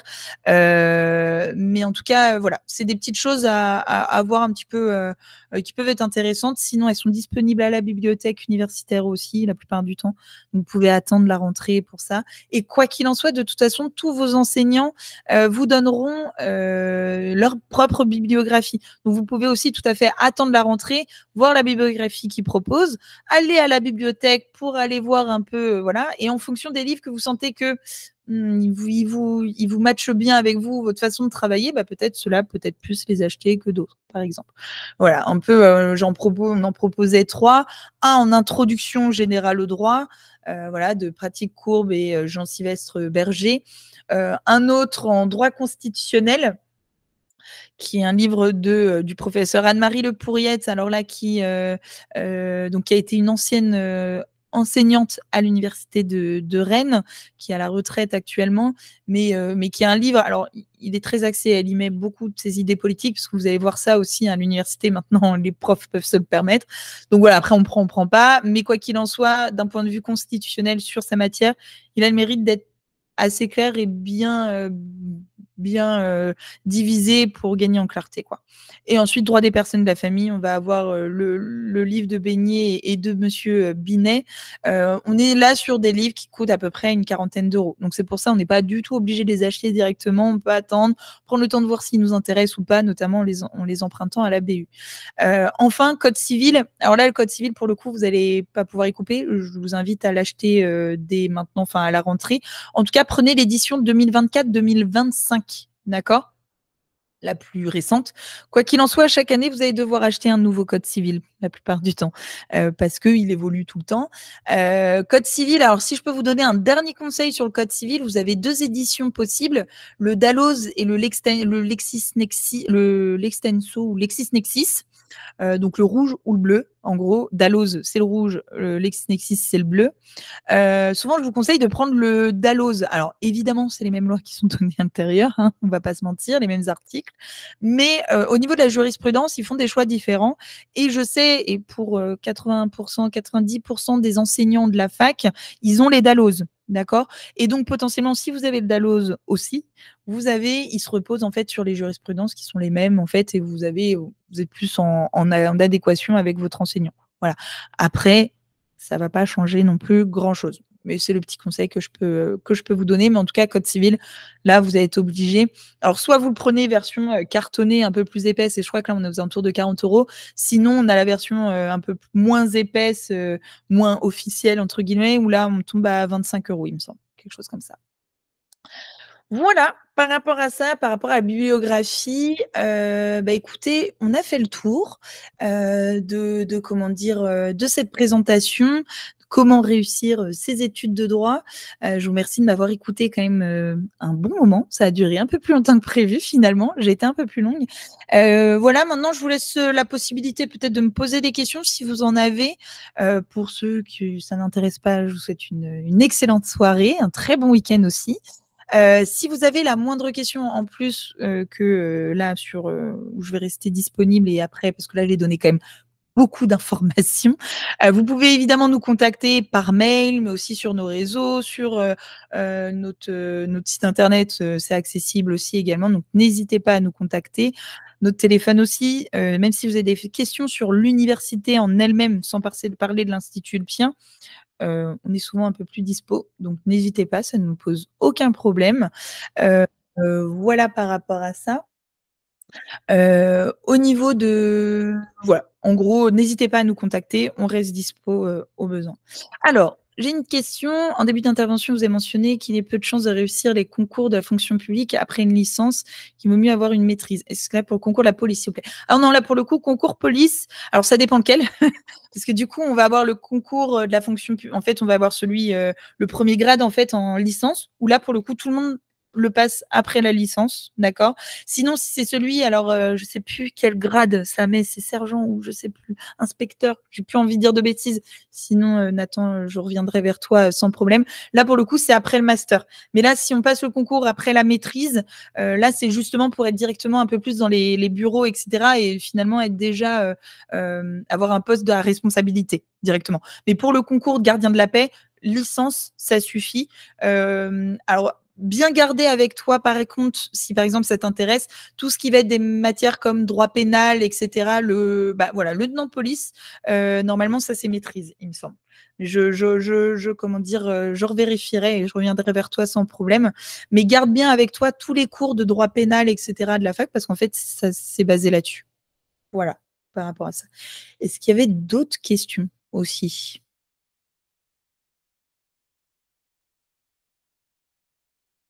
Alors, le parcours d'excellence de Rennes. Oui, que Cliff fait notamment, oui, en effet, qui est venu euh, euh, simplement expliquer un petit peu comment ça se passait pour lui. Alors, le parcours excellence, alors ça, c'est quelque chose qui est propre à la fac de droit de Rennes, d'ailleurs, je préfère le préciser. C'est un parcours, alors soit on y accède, je pense qu'il a dû vous expliquer, en sortie de lycée, mais alors pour ça, il y a une exigence de mention très bien au bac. Et au mois d'août, un petit examen de de culture G finalement, où là on peut y accéder directement. Sinon, on y accède sur proposition si en fait on fait partie des majors de promo. Par exemple, quand je disais notre étudiante qui avait majoré, elle, on lui a proposé, elle n'avait pas eu sa mention très bien du tout au bac, mais du coup on lui a proposé de rentrer dans ce parcours d'excellence. On n'y reste que si on a minimum 12 de moyenne chaque semestre. Sinon, on est obligé d'en partir. Le parcours d'excellence, en quoi il consiste réellement? L'avantage de ce parcours-là, déjà, le premier, et c'est un primordial, enfin, c'est celui qui en impose le plus, c'est clairement sur le dossier scolaire. Le parcours d'excellence sur dossier scolaire, ça fait du bien. Forcément, c'est gage de réussite, etc. Donc, forcément, ça a un vrai impact là-dessus. Sinon, après, on va avoir dans notre semaine des petits cours en plus. Alors, ça va être plutôt, c'est pas forcément des cours à proprement parler, mais plutôt alors des interventions de professionnels. On va avoir accès beaucoup plus facilement à des professionnels. On va nous demander des petits exercices, des petites présentations. Où en fait, on va demander d'aller un peu plus loin que le cours. Ça correspond pas à énormément d'heures de cours. Je pense que ça correspond à peu près à, je pense par semaine, il doit avoir peut-être 2 ou 3 heures de cours par semaine. Et encore, je crois que c'est une semaine sur 2 où ils se retrouvent ensemble, où ils vont avoir à préparer des petites démonstrations, des petites présentations sur un métier ou sur une question juridique, etc. Ça va être plutôt ça. Et beaucoup, beaucoup de rencontres avec des professionnels, ce qui peut aussi permettre et avantager clairement la recherche de stage également. Voilà, c'est des choses à savoir. À savoir aussi que moi, j'ai déjà vu des étudiants en parcours excellence le quitter parce que ça les intéressait pas tant que ça, d'accord? Donc ça arrive aussi. Mais ouais, voilà, le parcours d'excellence, c'est clairement des petits cours en plus, mais on reste sur le parcours standard. Alors aussi, attention à ça, si jamais on a envie de faire un parcours particulier comme le parcours sciences politiques ou le parcours franco-allemand ou le parcours éco-gestion ou le parcours enfin tous les autres parcours de l'université de Rennes, vous ne pouvez pas le faire si vous faites le parcours excellence. Justement, moi, mon étudiante qui a été appelée par parcours d'excellence, elle pensait partir sur le parcours sciences politiques. Du coup, elle a dû y renoncer pour rentrer dans le parcours d'excellence. Voilà. Je ne sais pas si ça peut répondre à vos questions. Est-ce qu'il y aurait d'autres questions autrement? Je vous en prie. Parliez du choix de l'université, mais on n'a pas le choix. Si je fais un master, ce sera pénal, pas possible à Angers. J'avais compris qu'il était possible sans même d'être pris en master dans une autre fac. Mais si je comprends ce que vous dites, c'est très sélectif. Que faut-il faire alors? Alors, au niveau des masters, justement, en gros, si vous êtes, peu importe que vous soyez par exemple là à Angers ou à Rennes, à Nantes, etc. En fait, si c'est le pénal qui vous intéresse, quoi qu'il en soit, vous allez faire vos demandes dans je crois qu'actuellement maintenant, il y a un maximum de 20 demandes. Vous allez faire vos demandes dans 20 universités qui font un master 1 droit pénal général ou institution juridictionnelle, voilà, en fonction de ce que vous voulez préparer. Vous allez postuler dans ces 20 universités. Là où on va pas se mentir, ça joue, c'est si vous avez une université. En fait, si vous avez une université que vous aimeriez absolument rentrer dedans, ça peut être intéressant d'y aller dès la licence 3. Tout simplement parce que les enseignants ont tendance à favoriser les étudiants qui ont déjà été dans leur université. Voilà. Mais par contre, si par exemple vous êtes à Angers, mais qu'il n'y a pas de master droit pénal à Angers, c'est pas grave. Vous pouvez postuler dans tous les autres masters. Après, si on voit que c'est un master qui est très sélectif, etc., dans ces cas-là, si vous voulez celui, je sais pas moi, de la Sorbonne, par exemple, eh ben, vous pourrez peut-être faire une demande pour la licence 3 à aller à la Sorbonne, finalement. D'accord. Mais après, vous voyez, enfin là, l'exemple que je peux donner, c'est celui de Rennes en master droit de la santé, par exemple. Je pense sur une classe de 35-40 élèves, il y a à peu près moitié d'étudiants de Rennes et l'autre moitié, c'est des étudiants de partout en France, en fait, finalement, qu'on fait la demande. Donc, voilà. Mais pas de panique si vous êtes dans une université qui ne propose pas le master que vous souhaitez. De toute façon, vous pouvez y aller. Donc c'est en fait là où il y avait la difficulté, c'est si vous étiez dans une licence privée. Où là, en fait, justement, il y a ce truc vraiment de se dire privé public, il y a des profs qui sont pas fans et du coup, c'est toujours un peu compliqué. Mais ça, d'autres où ils s'en fichent complètement. Mais quoi qu'il en soit, avoir le bagage universitaire, c'est tout de suite plus facile, clairement. Un truc tout bête, hein, on va pas se mentir, quand on regarde le taux de réussite à l'université, dans les universités privées, c'est assez dingue en fait de voir ce taux de réussite-là.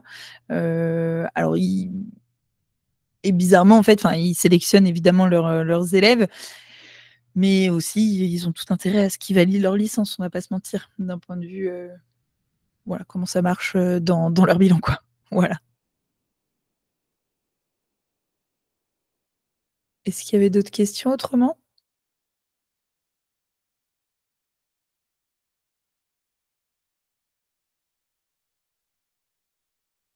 Alors, il y a pas l'air d'avoir d'autres questions. Alors, je reste dispo encore un petit peu, comme c'est pas forcément facile d'écrire rapidement. Quoi qu'il en soit, sachez qu'on reste disponible si vous avez la moindre question sur téléphone ou par mail, encore une fois. Si vous voulez aussi, je ne sais pas si tout le monde fait partie du pack Futur Juriste, mais on met à disposition le cours d'introduction au droit aussi. Ça peut être une première étape pour vous, ça peut être intéressant. Ouais, n'hésitez pas à nous le demander au besoin. Eh ben, écoutez, je vous remercie de votre attention. Passer 2 heures, c'est quand même un sacré courage un vendredi soir. Écoutez, je vous souhaite à tous une très bonne soirée, un très bon week-end et puis je vous dis à très bientôt. Au revoir.